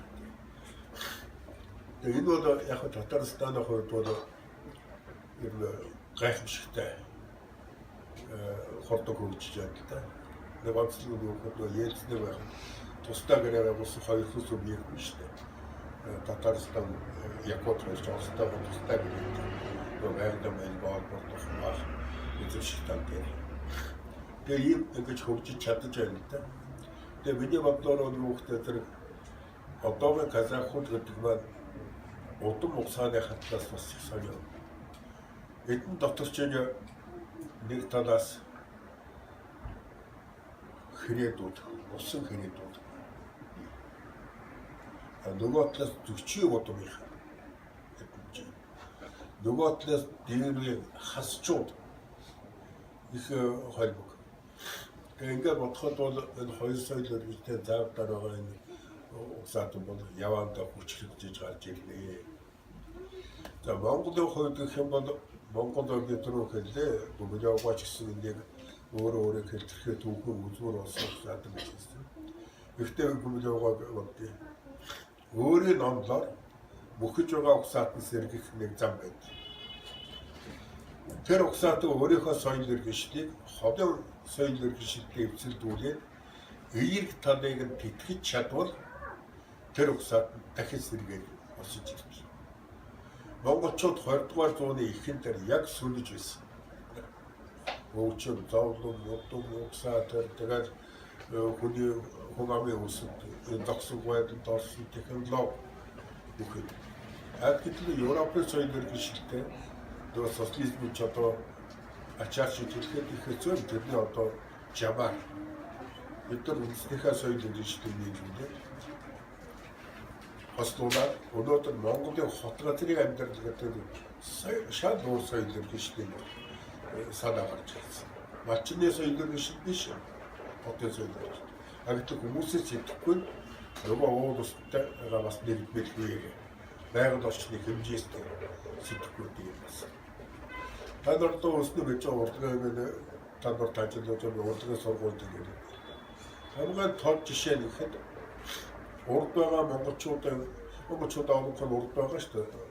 6 сая гаруй цэвэр Монгол нийтдээ яг нөлөөс хурлаас байгаа нийлээд 10 сая 18 сая болно л доо. Монголчууд гэж өөрсдөө хэлдэг болсон. Тэдэнтэй харьцуулбал Монголын өнөөгийн соёл юугаараа ялгаатай. Хамгийн гол ялгаа бид нар Европын соёлыг хүлээгээд байна. Европын шинжлэх ухаан, Европын боловсрол, Европын урлаг, Европын януу найраг энэ бол бидэд маш том үнэлгээ. Монгол хүн гэхэд өнөөдөр дэлхийн энэ байгаа шигээр ойлгох чадвар чухал эндээс их үүсвэртэй. Бид дэлхийг харж чадварсан. Агтл одоо урдтааныхаа нөхдүүдгийн овны яг хятадтай бүрэлдэхүүнгээд явж Намжаа бүрэлдэхүүн явж ирдэг хэдэн зуун жил. Монголд ихэд соёлоо хадгалж ирсэн. Гэтэл нөгөө хятадын нөлөө орсон болохоос Европын нөлөө орж чадаа. Энгүүр их ялгаатай. Одоо ингээд бид монголчууд гэдэг эргэн тойрныхоо хүрээл дотроо ярьж байна. Энэ хүрээл дотор ярихад бол Монголын уламжлал өв соёл энэ чинь цэврээр байж байгаа. Сая одоо тэр өвөр Монголоос дууч байна. Барайд маш ихний хоёр дуулаа шүү дээ. Энэ чинь одоо амьд байгаа. Тэгэхээр монголчууд өөрийгөө таних чинь. Ингэж чадвал бид нар сэргээд хөгжөөд хинээс ч хамаарахгүй явж чадна. Зүгээр бусдыг дуурайгаад явбал амархан давталч бас чадна шүү дээ. Баярлалаа.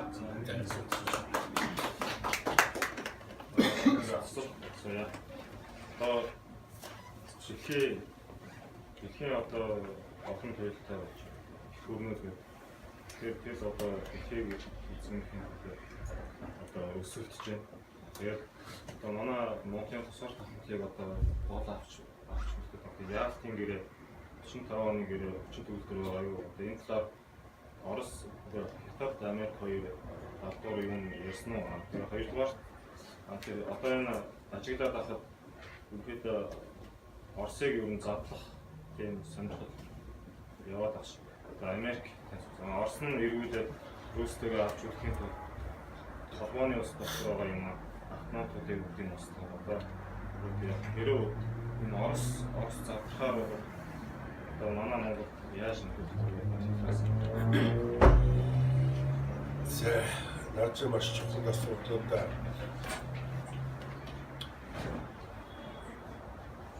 Яавал 2000 оны 99 оны 12-ны 31-нд Ельцин ерөнхийлөгч би боллоо гэж хэлээд Путин ерөнхийлөгч болгосон. 2000 оны 1 сарын 1-ний өглөө 5 цагт Путин ерөнхийлөгч би 29 сонгоц өөрөө жолоод ирж Чечен дээрээ Чечен байлдаж байгаа цэргүүдтэйг уулзахдаа миний гол зорилго бол Оросын задралыг зогсоох явдал гэж. Тэр үед Орос хөрөнд үнэхээр задрал юм байна. Чечен, Дальта, Кавказ, Тираяра, Ингуш, Кабардин, Балкар, Хойд, Угнут, Осет гэх хоорондоо дайтай чи хэцүү байсан гэдэг.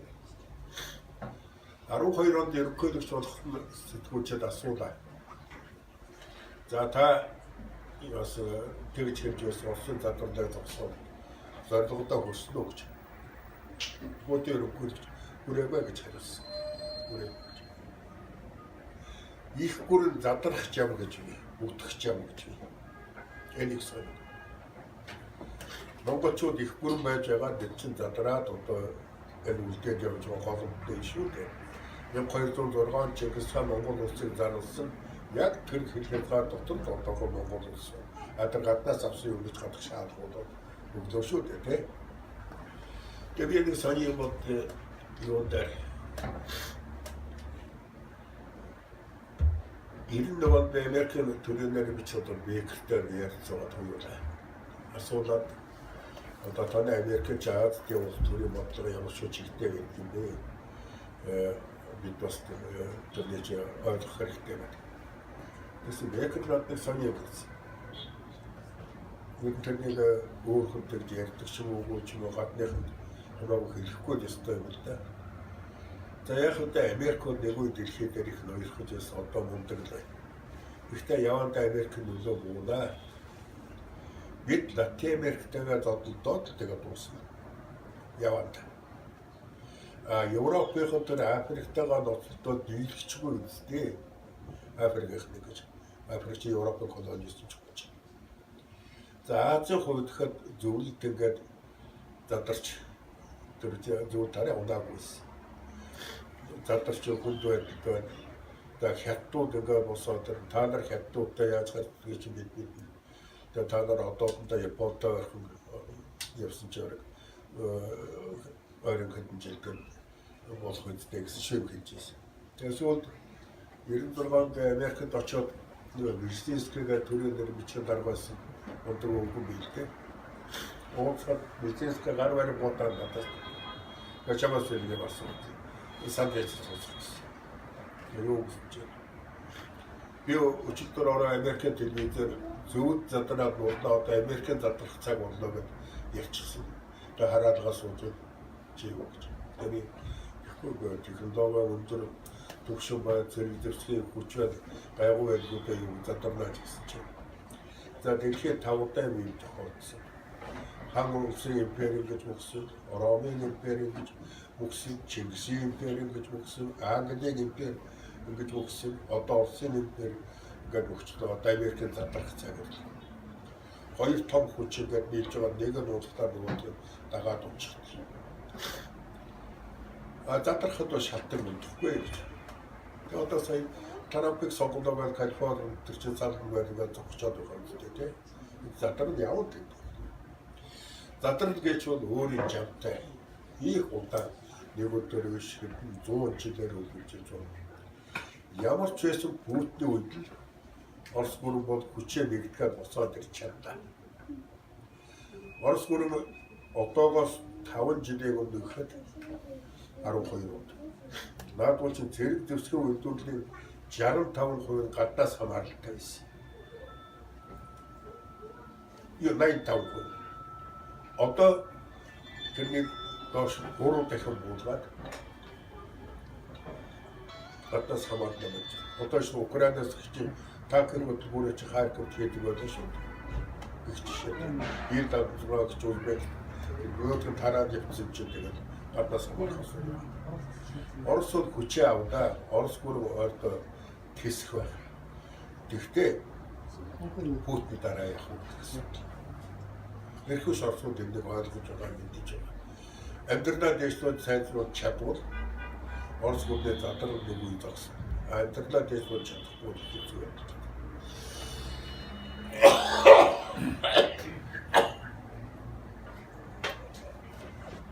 Арга автомобиль Монгол удаа хаалт байж. Их соёо 90 оны хойсгийн эхэн дээр 90 оны 11 сард Бээжинд Орос хятадтай нууц хэлцээр тохироо хийлээ гэж сонссон юм уу? Тэр ерөнхий сайд байсан. Тэр хоёрын тохироо юу гэхтэй тэр Монголыг хэн нэг нь нөгөөгийнхөө зэрэг ашиглахгүй. Оросны хятадтай зэрэг Монгол Оросын зэрэг Монголыг ашиглах. Монголыг 3 дахь шитгээд хэн нэг нь хоёулаа ашиглахгүй гэж. Дундаа ингээд боогоо байх юм дээ. Тэгээ тэр чинь бас логикал зөвлөдөө Монголд ингээд арчсан хойсгол гараад зөвлөж социалист байсан тэр үед хятад коммунист орн дунд нарчлын тогтцоо болоод ирэхэд наад хоёр чинь тойруудаа хийж яах хэрэм барь гэж бодлого яах юм дээ тийм. Тэгээд тэр заваараа явж байгаа. Харамсалтай нь одоо бидний харьцаа гэж хэн алдаад урд талаараа хийчихсэн. Энийг өөрчлөх хэрэгтэй. Дэлхийд хуваар өөрчлөгдөхөд их гүрнүүд яаж наймаацах вэ гэж. Даадуу чи наймаац их сонь. 21 онд зөвлөлт Монголын тусгаар тогтлын хэмжээнд чи ардын хувьсгал хийгээд мандуулсан байна шүү дээ. 24 оны 5 сарын 24-нд зөвлөлтийн гадаад явдлын яамны Дэд за Карахан гэж хүн ээжэд хэрэгцээр хийгээ Караханы гэрээ гэж хэлсэн. Тэр гэрээгээр Монгол бол хятадулсан бол автон тулс гэдэг зөв түлээн зөвшөөрлөө. Зөвлөд Монголд эдийн засгийн сонирхлоо хэрэгжүүлэх тийм гэрээ хийсэн. Тэр Караханы гэрээ гэж хэлдэг. 24 онд ч удирч байна. 21 онд ардах болсон яцны дараа. Тиймэрхүү маягийн явахыг үгүйсэхгүй. Гэхдээ тэр бол ил болохгүй. Тэр нэг сонирхолтой юм юу гэхээр тэр Хятад Монгол бол манай бүрэлдэхүүн хэсэг гэсэн үзэл бол номлол нэлээд хүчтэй дэлгэрч байгаа. Төрийн албаных нь чим ярьж байгаа. Уучиж ярьж байсан. Тэгээд энэс болгоомжтой байхгүй бол болохгүй дээ. Тэгтээ нэг юм бодогдъя. Манай хангаар юм бүхэндээр Хятадын муудаа Хятадын эсрэгээр хашиж байгаа. Хүссэн хүсээгүй чи 2 хөрштэй. Агуу том 2 хөрштэй. Тэрүүн 500 сая хүнтэй Хятад бүр дэлхийн эдийн засгийн 1 номер. Сэрэг дэвсгэрээ дэлхийн 1 номер, нутаг дэвсгэрээ дэлхийн 1 номер Орос. Энэ хоёр чинь 2 бүр. Эднтэйг түшигтэй түшиж, найдвартай түшиж, эднтэйг зөв харьцах асуудал өнөөдөр Монголд боловсруулсан. Ингэж чадвал бид нар хоёуланд хэрэгтэй. Жишээлбэл бид нар торгон замны хийгээд манайхаа Монголоор коридор ирээд шүү дээ. Коридор гаргаж өгөөч бид нар харилцах юм. Зам теорийг асуудал шийдэх.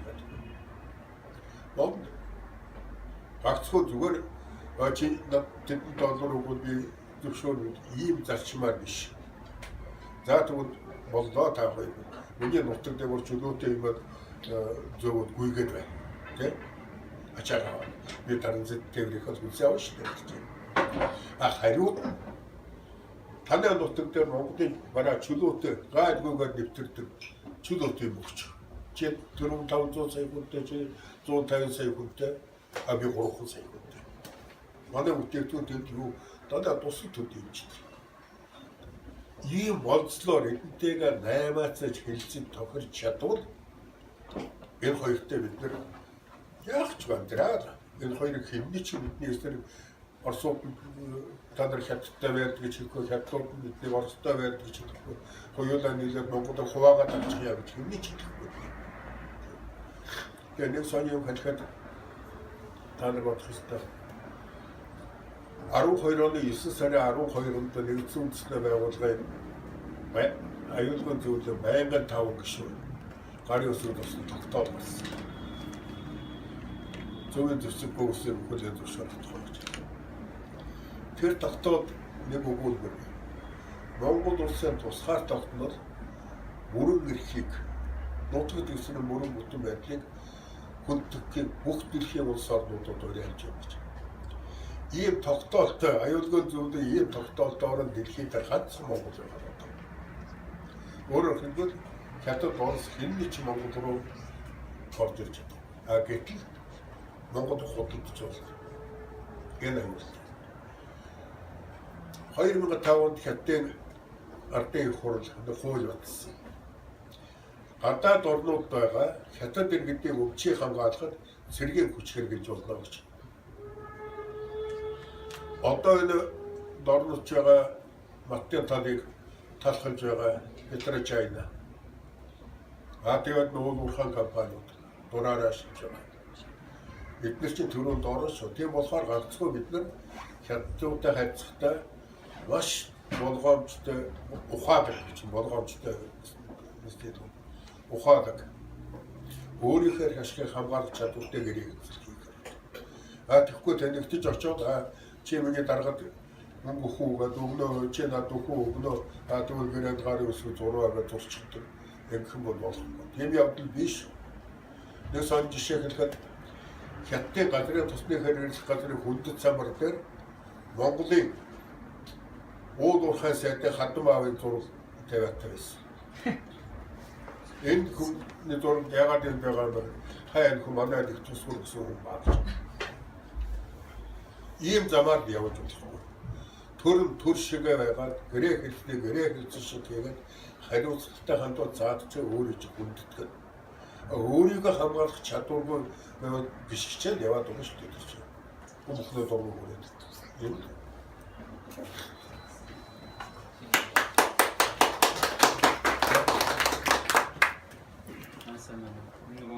Одоосон валютын сангаас нөгөө нэг stand by нөгөө 여기 스탠바이 자.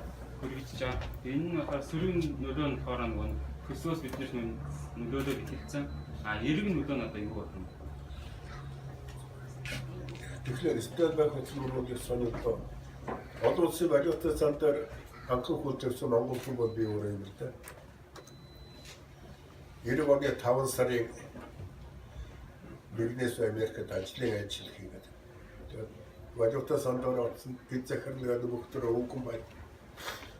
Эцэг сайдд хөрөцсөн тэгсэн чинь яг жаа. Та нар олон улсын валютын сантай харьцаад хоёр ирээлсэн. Нэг нь та нар коммунизмаас агаар нөгөөх нь та нар Америк, Англи, Япон, Франц, Германы дэмжлэг аваад. Тэгсэн хоногтой ярьсан надруу гэж. Би уртаас нь дургүй хүрээд та их мэдээлэл муутай байдаггүй маа гэж би гараад ирсэн. Энэ хоёрын яриа 2 минут төгтөөд болсон байна. Тэгсэн хөвчөлтэй 5 сарын 4-нд ороо наашаа ихэд бүнэг авах гэдэг дуудсан суудаг. Тогтсон чинь нэг хүн хүрээд ирлээ тэгсэн олон улсын валютын сангийн гацын дарга юм гинэ. Тэгээ ирээд надад бид нар уучлал гуйж явна. Манай энэ захирал үнэхээр Монгол гэж мэдэхгүй байсан бай, ойлгоогүй байсан бай гэд. Тэгээд хэллээ. За бид өргөдлөө өгсөн дээр чинь олон улсын валютын сан гишүүн гэж байгаа гэж. Тэгээд бид нар 10 сарын 23-нд би ерөнхийдөө дуудаад өргөдөл явуулсан. 91 оны 2 сарын 13-нд Монголын гишүүнээр ирсэн. Тэгээд тэр нэгсэн юу вэ? Польш улс олон улсын валютын сангийн гишүүнээр хамгийн бага цаг зарцуулсан 3 жил. Хамгийн түргэн 9 сар гэж тооцогдсон. Монгол 3 сарын дараа ирсэн.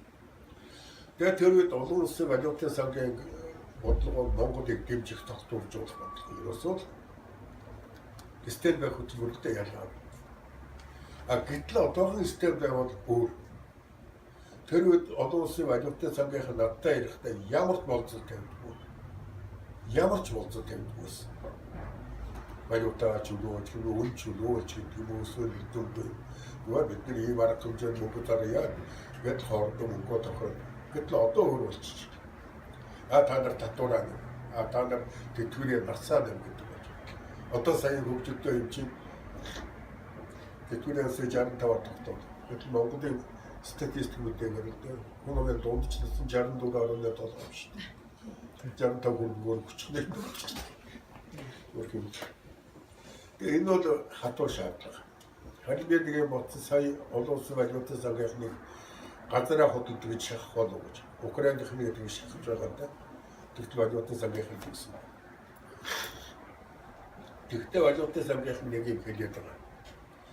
Та нар төр засгаа өөрснөө байгуулдаг штэ монголчуудаа. Наад арчааг амтч мөнгөө ч хувааж идээд ингээд эдийн засгийн чинь бодлочих да. Сонголт хийхдээ ухаантай байдаа. Ухаангүй ашигласныхаа төлөө та нар амьдралаасаа жах мөнгө гаргадаа. Татвараа нэмдээ гэж хэлээд байгаа ч тэ заагаараа. Манайхан чи валютын сангийн Америкийн юу тагнуул нармуудад харахаас биш тийм эсрэг үсгэл юм яриад байгаа. Цаад усч хэлээд байгаа. Би мөнгө өгөө яах. Тэгээд та нар жах ухаантай сонголт хийж байгаа ч гэж хэлээд байгаа шүү дээ. За сая өгсөн мөнгөний хувьд бол их сонирхолтой. 300 сая долларыг төсвийн алдагдлыг нөхөд зарцуулах нь энэ бол миний хувьд бол маш их хөргөж байгаа. Улс бүр төсвийн алдагдлаа гадны зээлээр нөхнө гэдэг бол тэр паразит маягаар амьдарч байдаг гэсэн. Бид ингэж амьдрах байсан. Төсвийн алдагдaltaй бол хаагаад тэр зардлаа бид нар хасаад хаях хэрэгтэй. Нэг сонь жишээ тэгж Америкийн нэг сар гарсан байхад төсөө бодож чадахгүй байлаа да. Тэгс Америкийн элчин энд байгаа одоо уулзсан хүмүүс гэдэг нь ирэж байгаа. Очлоо. Тэгс Америкийн элчин дээр жижигтэйг хоёулах нь юу нарийн бичгээр дараагаа зөвлөх тэр бүгд байх, үүдэн суудагч хүн байх. Яг нөгөө ч өөрөө дөрвөн бус гацсан сууцгаа цоож байгаа. Тэгээд яаж вэ? Төсөв батлаагүй ингээд бүх хүмүүсээ хадаад явуулчихсан. Энэ бол хариуцлага. Ингэж л хандах хэрэгтэй. Манайхан төсөвд мөнгө байхгүй байхад Америкаас валютын салбараас мөнгө зээлээ. Тэгээд хувааж цаг тавина гэж. Ийм хийж байна. Ийм буруу замаар бид өөрсдөө яваад. Энийгээ бид болж байна. Төсөвч мөнгө байхгүй тэр оронтойгоо хасаад ажилчдаа за та нар оронтойгоо ч үлдээгээд мөнгөтэй бодлоо та нарыг чөлөөлөө та нар 3 жил ахаа зөөгд явахаас өөр яах вэ гэж нэг явуулах хэрэгтэй. Атуулс би яасан ч ингэ цаг ингэ чөлөөд байх хамаатан садгаа ч юм уу юугаа ч машигаар дүүрч хасуугаад байж болох юм шүү дээ. Би хоёр асуулт асуусан. Нэг нь одоо нэгийг л асуу.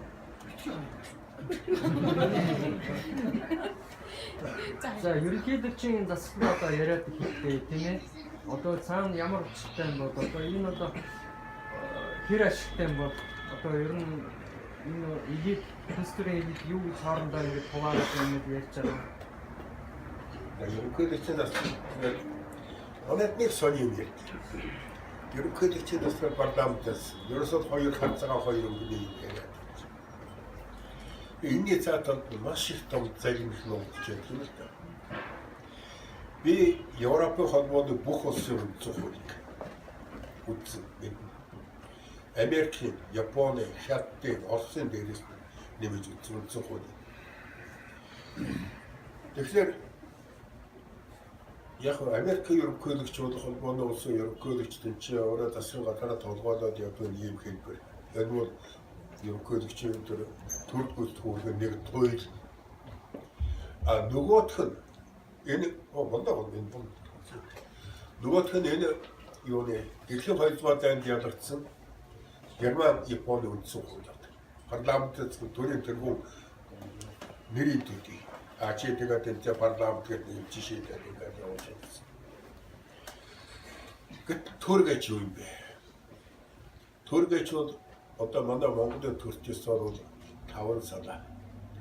Буу тогтоох, гүйцэтгэх шүү тогтоох, тэгээд төрийн хүний мэддэг сонгох шалгаруулах, тэгээд төрийг хянах. Энэ 5 сая. Барууны Европын төрч ёс бол 3 сая. Протестовод. Энийг бол би хэлдэг таханы цаас шихгүй. Би ч хүн шиг 5 хурдтай явдаг байхгүй. Ерөнхийлөгч бид төрийн тэргүүг сонгож байгаа. Ерөнхийлөгч гэдэг бол төрийн энэ санаа мөчрүүдийн үйл ажиллагааг уялдуулах үүрэгтэй. 92 онд батсан үндсэн хууль ийм заалт байсан. Ерөнхийлөгчийн тухай хууль ийм заалт байсан. Хэдэн зүйл аваад байсан. Тэгэхээр одоо өнгөрсөн жил сонгуулийн харлаа шүү дээ. Их хурд нийшээ, засгийн газар нийшээ, банк нь тийшээ, ерөнхийлөгчийн нийшээ. Тал тийшээ гараад ирсэн. Монгол төрийн задрууд явж байгаа. Энээс гарьяаг бид нар ерөнхийлөгчийн 14 сонгодог байгаад ерөнхийлөгч нь энэ санаа мөчрүүдийн ажиллагааг уялдуулдаг байна. Ингэж байв. Би сая энэ сууж байгаа очирот ерөнхийлөгчд өсөр ярьж байгаа. Францын үндсэн хуульд ерөнхийлөгч бүрэн эрхийн нэгдүгээр асуудал нь төрийн санаа мөчрүүдийн үйл ажиллагааг уялдуулах гэж байна. Ингэж төр тэргүүлтэй байна. Ингэж уялдуулахгүй надад бүгд тал тийшээ яваад нэг хөрөнгөтнөөс санхүүждэг карманд нь ороод төрч байхгүй. Одоо ингээд үндсэн хуулийн төслөөр ерөнхийлөгчөө сонгохоо болоод их хурлын 76 гишүүн аймгийн төлөөлөгчдөө нэрж тэр нэг ерөнхий тодруулах юм гэдэг. Нэг л баян наадуулын чинь 76 хүний чинь худалдаж аваад тэгээс өөрийнхөө хүнийг ерөнхийлөгчөөр тавьчих шүү. Ингэж үндсэн хууль өөрчлөх юм яг хийж байгаа. Энэ бол төрийн эргэлт. Энэ хуулийн хяналтынхантай төрөнийг яг туштай гэсэн наач төрийн эргэлт шүү. Монголын ард түмэн төр байгуулах эрхийн тэгээд оргил цэгэн төрийнхөө тэргүүнийг сонгох хэрэгтэй. Энэ эрхийг надаас булааж аваад их хурлын тэр баячууд өнөөдөр эдлэх ёс. Тэгвэл над төрийн эргэлт. Би сайн ч хэлсэн. наадах ч монголчууд хүлээж авахгүй байх саналыг тэр яванд уурчлаа. Тэгэхээр ерөнхийлөгчийн засаг гэдэг чинь зүгээр нэг ганц дүрээ юм байдаг юм биш. Францын ерөнхийлөгч бол маш өргөн хүрээтэй хэрэгтэй. Яг олсон хүүхэн шиг. Тэгээ ерөнхий сайтай. Тэгээд цаатал шүүх засаг парламент гэдэг юм. Бүр хадгалаад ихсэн. Одоо манайх ингээд парламент ингээд Германы, Японы жишээ татах дуртай ер нь энийг л гоцоо ярьж парламентээр сонгодог арчлаа. Японы үндсэн хуульд нэг заалт бий. Японы эзэн хаан ерөнхий сайдаа огцруулах асуудал парламентээр тавьбал санал шалтгааныг тайлбарлахгүй байж болно гэж. Хаан огцруул гэсэн үг үү? Яа. Германы үндсэн хуульд нэг санал заалтай. Ерөнхий сайдыг томилоход Герман улсын ерөнхийлөгч Бундестаг санал болгоо.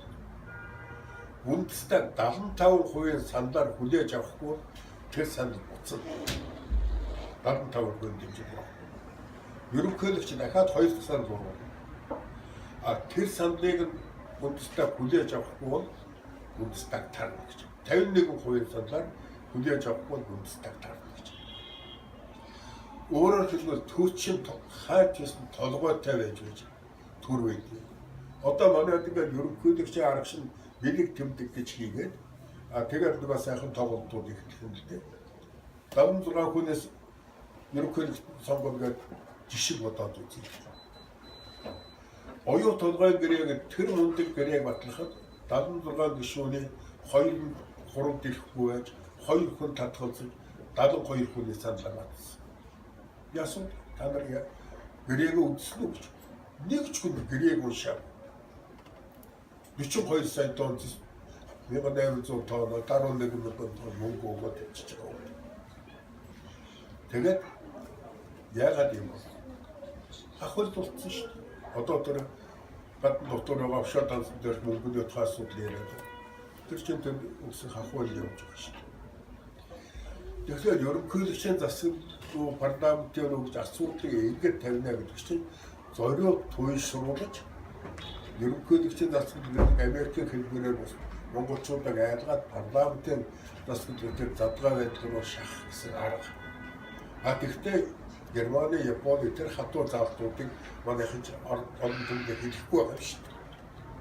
Өөрөөр хэлбэл юу намын тухай заа. Монголын одоогийн үндсэн нам гэсэн үг 8 дахин давтагдж байгаа. Би Европын улсуудын үндсэн хуулийг үзэхэд ганцхан Италийн үндсэн хуульд нам гэдэг үг нэг удаа орсон байх. Бусдын байх. Бид нар нам гэдгийг чинь нэг мундаг зохион байгуулалтад тустай юм гэж ойлгодог байдаг. Нам гэдэг чинь хаагаад хэмнэр хөлтөө парти гэж зүгээр бүлэг гэсэн шүү. Бид нар намыг өсөж зөв хувьд төр засгийн эсрэг тэмцэх ийм бүлэг гэж монголчууд Азийн ойлгодог. Энэ нам гэдэг шүү. Америкт хэдэн нам бий? Хоёр. Биш 111 нам бий. Англид хэдэн нам бий? 4600 нам бий. Яг тэр тавцсан дээр гарч хоорондоо тэмцдэг нэг л хоёр юм байна. Лабораториас зүгээр намаар бүртгэгдсэн намууд бол тэр 4600 намтай байна. Америк 111 намтай. Одоо тэнийг шүтдэггүй.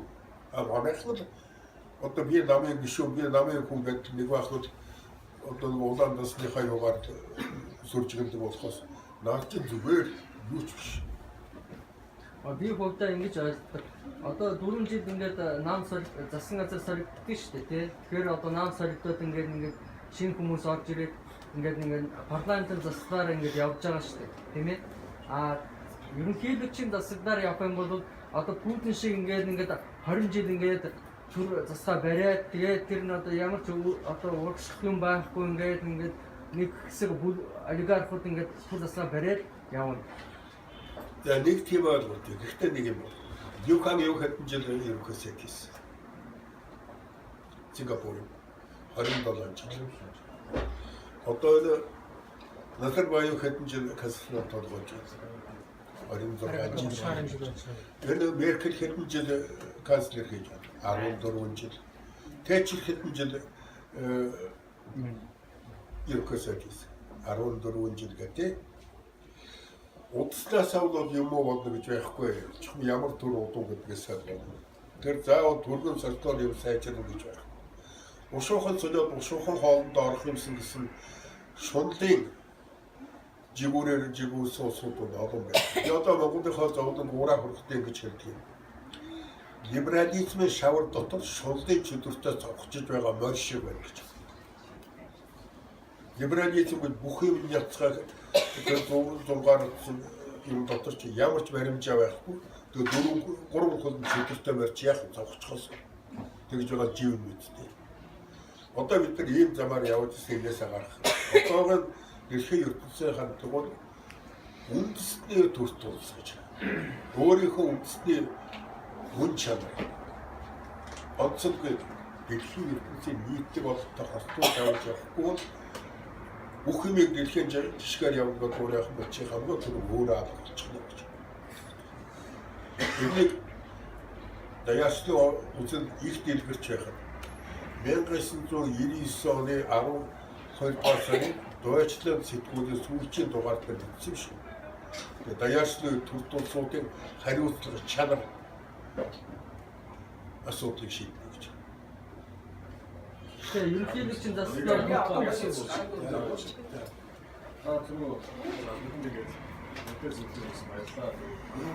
чангатай Дэлхийн бүдэрдэж байгаа 2 гэр бүл гэж ярьсан. Жишээ нь Рокфеллер гэж тийм ээ. Тэгээд эдгээр цаавал дэше ингээд нөгөө еврейчүүд энэ төргээд явна тийм үү? Яг арчлалын албан улсын валютын сан биднээс ингээ хол сонсогдож магадгүй гэсэн хэрнээ яг эдгээр ингээд эдийн засгийн хувьд бид нэг одоо ингээд ихчлөөгүй ингээд болгож байна. Энэ одоо хүмүүсийн ерөнхийдөө эдийн засгийн ихчлөөгөө яаж хамгаалж өгөх вэ? Ер нь тусаад бүхнийг яаж авч өгөхийн талаар За. Эдийн засгийн эрхчлөөг бид нар яаж хамгаалж өгөх вэ? Тэгэхээр өртөө хүн өөдрөхгүй гэж нэг үг. Би нэг юм хэлэх дуртай. Ноён хотод данзангаар авч байгаа юм. Одоо бүтээл юмдаа тэр үйл гэж байгаа. Уховч үн хагацх үеийг үгээрч үн барагдах үр төлөөс өдөрч үл салах муавьяас өдөрч үл орхих олон санаа. Монголчууд энэ дөрвөн гэм байгаа учраас бид нар ингэж устдаа зовж байна. Коммунист гэлмийн үед монголчуудаа хятаж сэхэднүүдэд устгаж байсан. Уршигаар бид нар даган дуурайх үндэстэн болж өөрсдөө монголчууд өр төлөөсөнд орсон учраас өөрийнхөө хүүхдээ амруу хийх юм хүний хүүхдээ амруу гэдэг нь өдөр хийсэн суугаад тийм. Өөрснөө муавьяас гэдэг нь өөрөө бүтээхээс илүү хүний хийсэн юм руу шунхаач хардаг болохоор баяж өнөөдөр ийм байдалд орж байгаа. Одон санаа бид нар тогтсон үзэл чиг байхгүй. Хэнийг бол хэнийг дагаж хийсээр байгаа юм байна. Тэгэхээр эдийн засгийн тусгай тогтнолоос сэргээе гэвэл нэгдүгээр хэрэглэхээс илүү бүтээхээр чухал ч байна. Бидгээр энийг улсын жишээн дээр товчхон хэлье. Монгол улс 6 тэрбум экспорттай 6 тэрбум доллар. Миний үед 90 онд 586 сая шилжих хөрөнгөний экспорттай байсан. 91 онд нөгөөдг нь Оросуудын бойкотод орж унаа зөвлөлтийг 346 сая болж ирсэн. 20 дахин өссөн байх шүү экспортыг хийж. Би ерөнхийдөө байхдаа боддогсон 500 сая доллартай бол би Монголыг стэй болгох гэж. Гэтэл одоо 6 тэрбум. Тэгээ бид мөнгө яаж зарж байна. Наад жишээлх ингээд дорнотоос 96-нд ерөнхийлөгч маань дээдээ бодож байгаа. Газрын тос болно. Газрын тосоо бид нар боловсруулаад бензинээ өснөх хийсэн бол ажлаа хаваарны болно ашиг тэндээс хамгийн гол нь жил тутам бид нар тэрүүн 300 сая доллараар ногоолоо биднээр ярьж очиж Оросоос шатхуун худалдаж авч байгаа шүү дээ. Жил тэр 3 сая доллараар бид хэмнэх шүү дээ. Тэгвэл эдийн засгийн тусгай тогтолцоо тэр хэмжээгээр өрөө ширхээсээ цадаж баталгааж нь гэдэг. Одоо жишээлхэд ингээд хараад байна. Монголчууд бид юу хийж байна? Баахан байдлага барьж байна. Хотод туу тойроод өндөр байшин байсан жигтэй баахан офисын барилгууд. Энэ руу чинь нэг байшин барихад 5 жил, 7 жил, 10 жил байшин цаг зарцуулж байна. Хөрөнгө газрууд дуусаа байдлага руу хийгээд бол ямар ч үр ашиг. Тэгээд тэр нь офисын барилга. Хүн ирээд хөсөл суул би мөнгө олно, хүн орохгүй би мөнгө олохгүй. Тэг мөнгө газар руу хийчихлээ шүү дээ. 2008 оны хямрал эхлэхэд 89 он. Монголын гуйлгаад байгаа мөнгө нь 2,400 төгрөгийн мөнгө эргэлдэж ирсэн Монголд. 998 тэрбумыг дуусааг барилгад хийсэн байсан. Тэгээд хямрал эхэлсэн. Одоо Монголын эдийн засаг ямар байна? 12,80 төгрөг Монголын эдийн засаг эргэлдэж байна. Гэтэл зээлийн өрн банкудад төлөх зээлийн өрн. Тэр гадаад төлөхийг ерөнхийдөө тэнгэрт хадаад гэж. Банкудад төлөх Монголын аж ахуйн зээлийн өрн одоо 14,80 болсон. Бага мөнгөнөөс илүү өртөө. Ингэж явж болохгүй. Төрөө эдийн засгийн ухааныг авч явах хэрэгтэй. За энэ бол 2 дахь. За 3 дахь нь иргэн хүн дээр. Монголд өнөөдөр би ажилгүй хүн гэж зовлон тоорчдоггүй маш олон. Би яг хүүхэд залуучуудын Монголд өвгчүүдийг гоочдгийг. Миний насны өвгчүүд тэтгэвэр гарлаа гэж модоо яраа суучаа.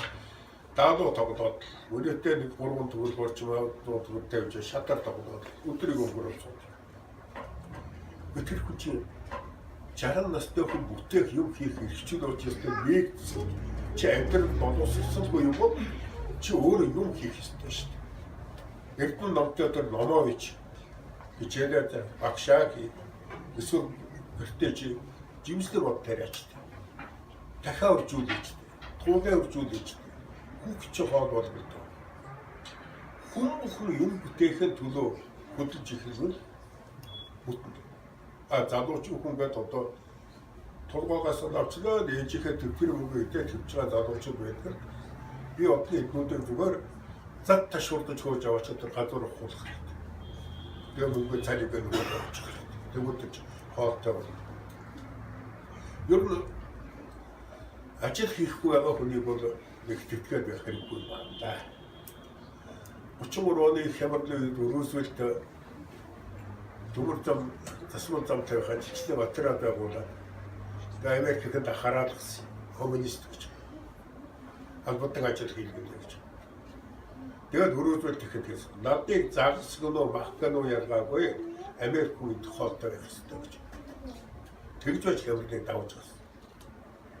Манай үндсэн хууль өнөөдөр хөдөлмөрлөж амьдралаа хариуцах чинь үндсэн иргэний үндсэн үүрэг дуруулаагүй журам дүүрэг дотор явж байгаа. Уг нь үндсэн үүрэг иргэний үндсэн үүрэг чи амьдралаа хариуцах хэрэгтэй.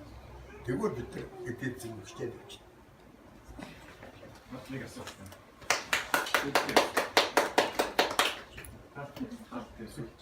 Чаг Тэнгисэн амтан хүмүүс өдөрт зүгт шүү. Сүүлийн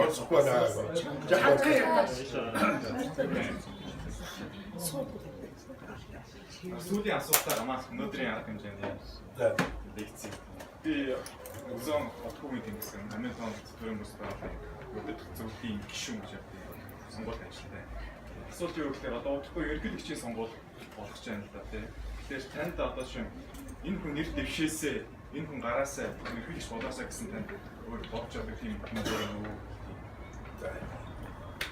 Энэ ч зүгээр хайрцаг асуудал. Манай үндсэн хуулиар ерөнхийлөгчд нэрдэвшүүлэх хэрэгтэй субъект бол улсын хурал суудалтай улс төрийн намууд гурван нам байна. Ардын нам, арчилсан нам, нэг нь хурцлал нам. За хурцлал нам ардын нам хоёр бол үнэтэй нэг л гэж байр суурьтай шүү дээ. Тэгээд олон удаа хэлдэг нугаач яах вэ гэж. Улс төрийн нам гэдэг нь улс судаа ингэж авч яваа гэсэн үзэл бодолтой бол 그냥 남에게 군대가 들 тухай ярьж болно гэдэг үзэл бодож байна. Гэтэл манай одоогоо намууд ардчсан намж чангаагүй, ардын намж чангаа байхгүй. Зөвхөн төрийн цуудлаа тэмцэлд багууд болоод хөрчихсөн. Төрийн цуудлыг нэр дэвшгээж худалдан нэр олж авсан хойноо суудлах хуваарлахтайч худалдан. Тэгээ би хэлдэг. За энэ хоёр гол улс төр хүчин чинь монголчуудыг үзэх их дуртай хадлах царайт гэж кино биш үү? Тэрний нэг нь хорооцоо нөгөө замуураа хоёр л. Ерөнхийлөгчдийн гол хорооцоо замуураа хоёр нэр дэвшүүлэх юм гэдэг. Аль талд нэг нь хорооцоогийн талд нөгөө мөмиганаг тэргүүр туучаад нөгөө Ребека байж байдаг. Нэг яах юм гаргаж өгөх. Нөгөө замуураагийн талд нэхэд хадлах царайт байгаа. Нөгөө Каролион байгаа. Нөгөө үгэн байгаа. Тэгээд хэн гарах юм бэ чи гэхдээ эдгээр дотроос зөв хүн гарахад их хэцүү. Дахиад дотроо мөнгө байлгана гэж. Надад гараад ирсэн хойно өөрөө сонгогдоо гэж хэлээд байна. Айлч нам Монголынхоо дэвс сэтгэлтэй өх орныхоо үнэхээр зүтгэх хүн би айлч тал гагцуу тэднийг гаргаж чадахгүй. Миний бодоход тэр нь хэцүү. Тэд чи гоцоо их баячил байдаг юм шүү дээ.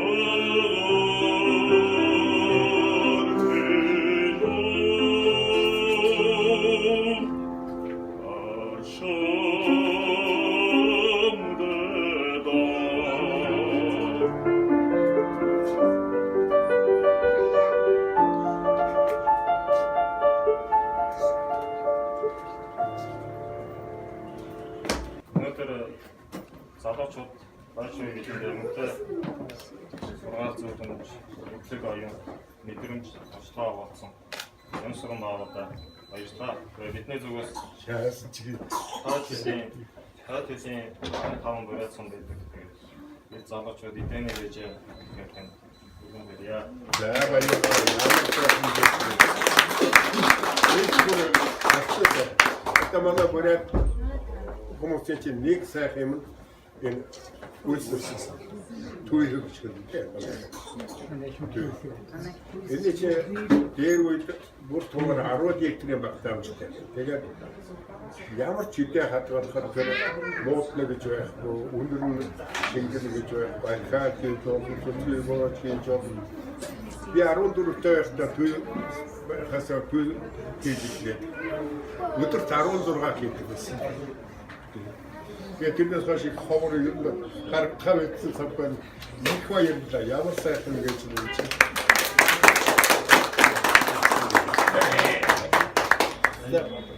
Тэр хүүхдүүд нь одоо энэ их бэлгийч юм. Энэ What манай төрөмс байгаагаас гаргасан мөрөд за тэгээд таавал эрүүлэх байж удаан гисарэ гэж. За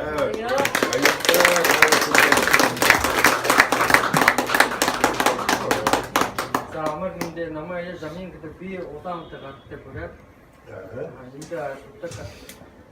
Тэгээд энэ танда ном амжуулахаар ирээд. За 12 онд энэ Хамутаев гэдэг эрдэмтэн улаануудад Шизухан хүрээлэнд ажилладаг байран миний таньдаг юм.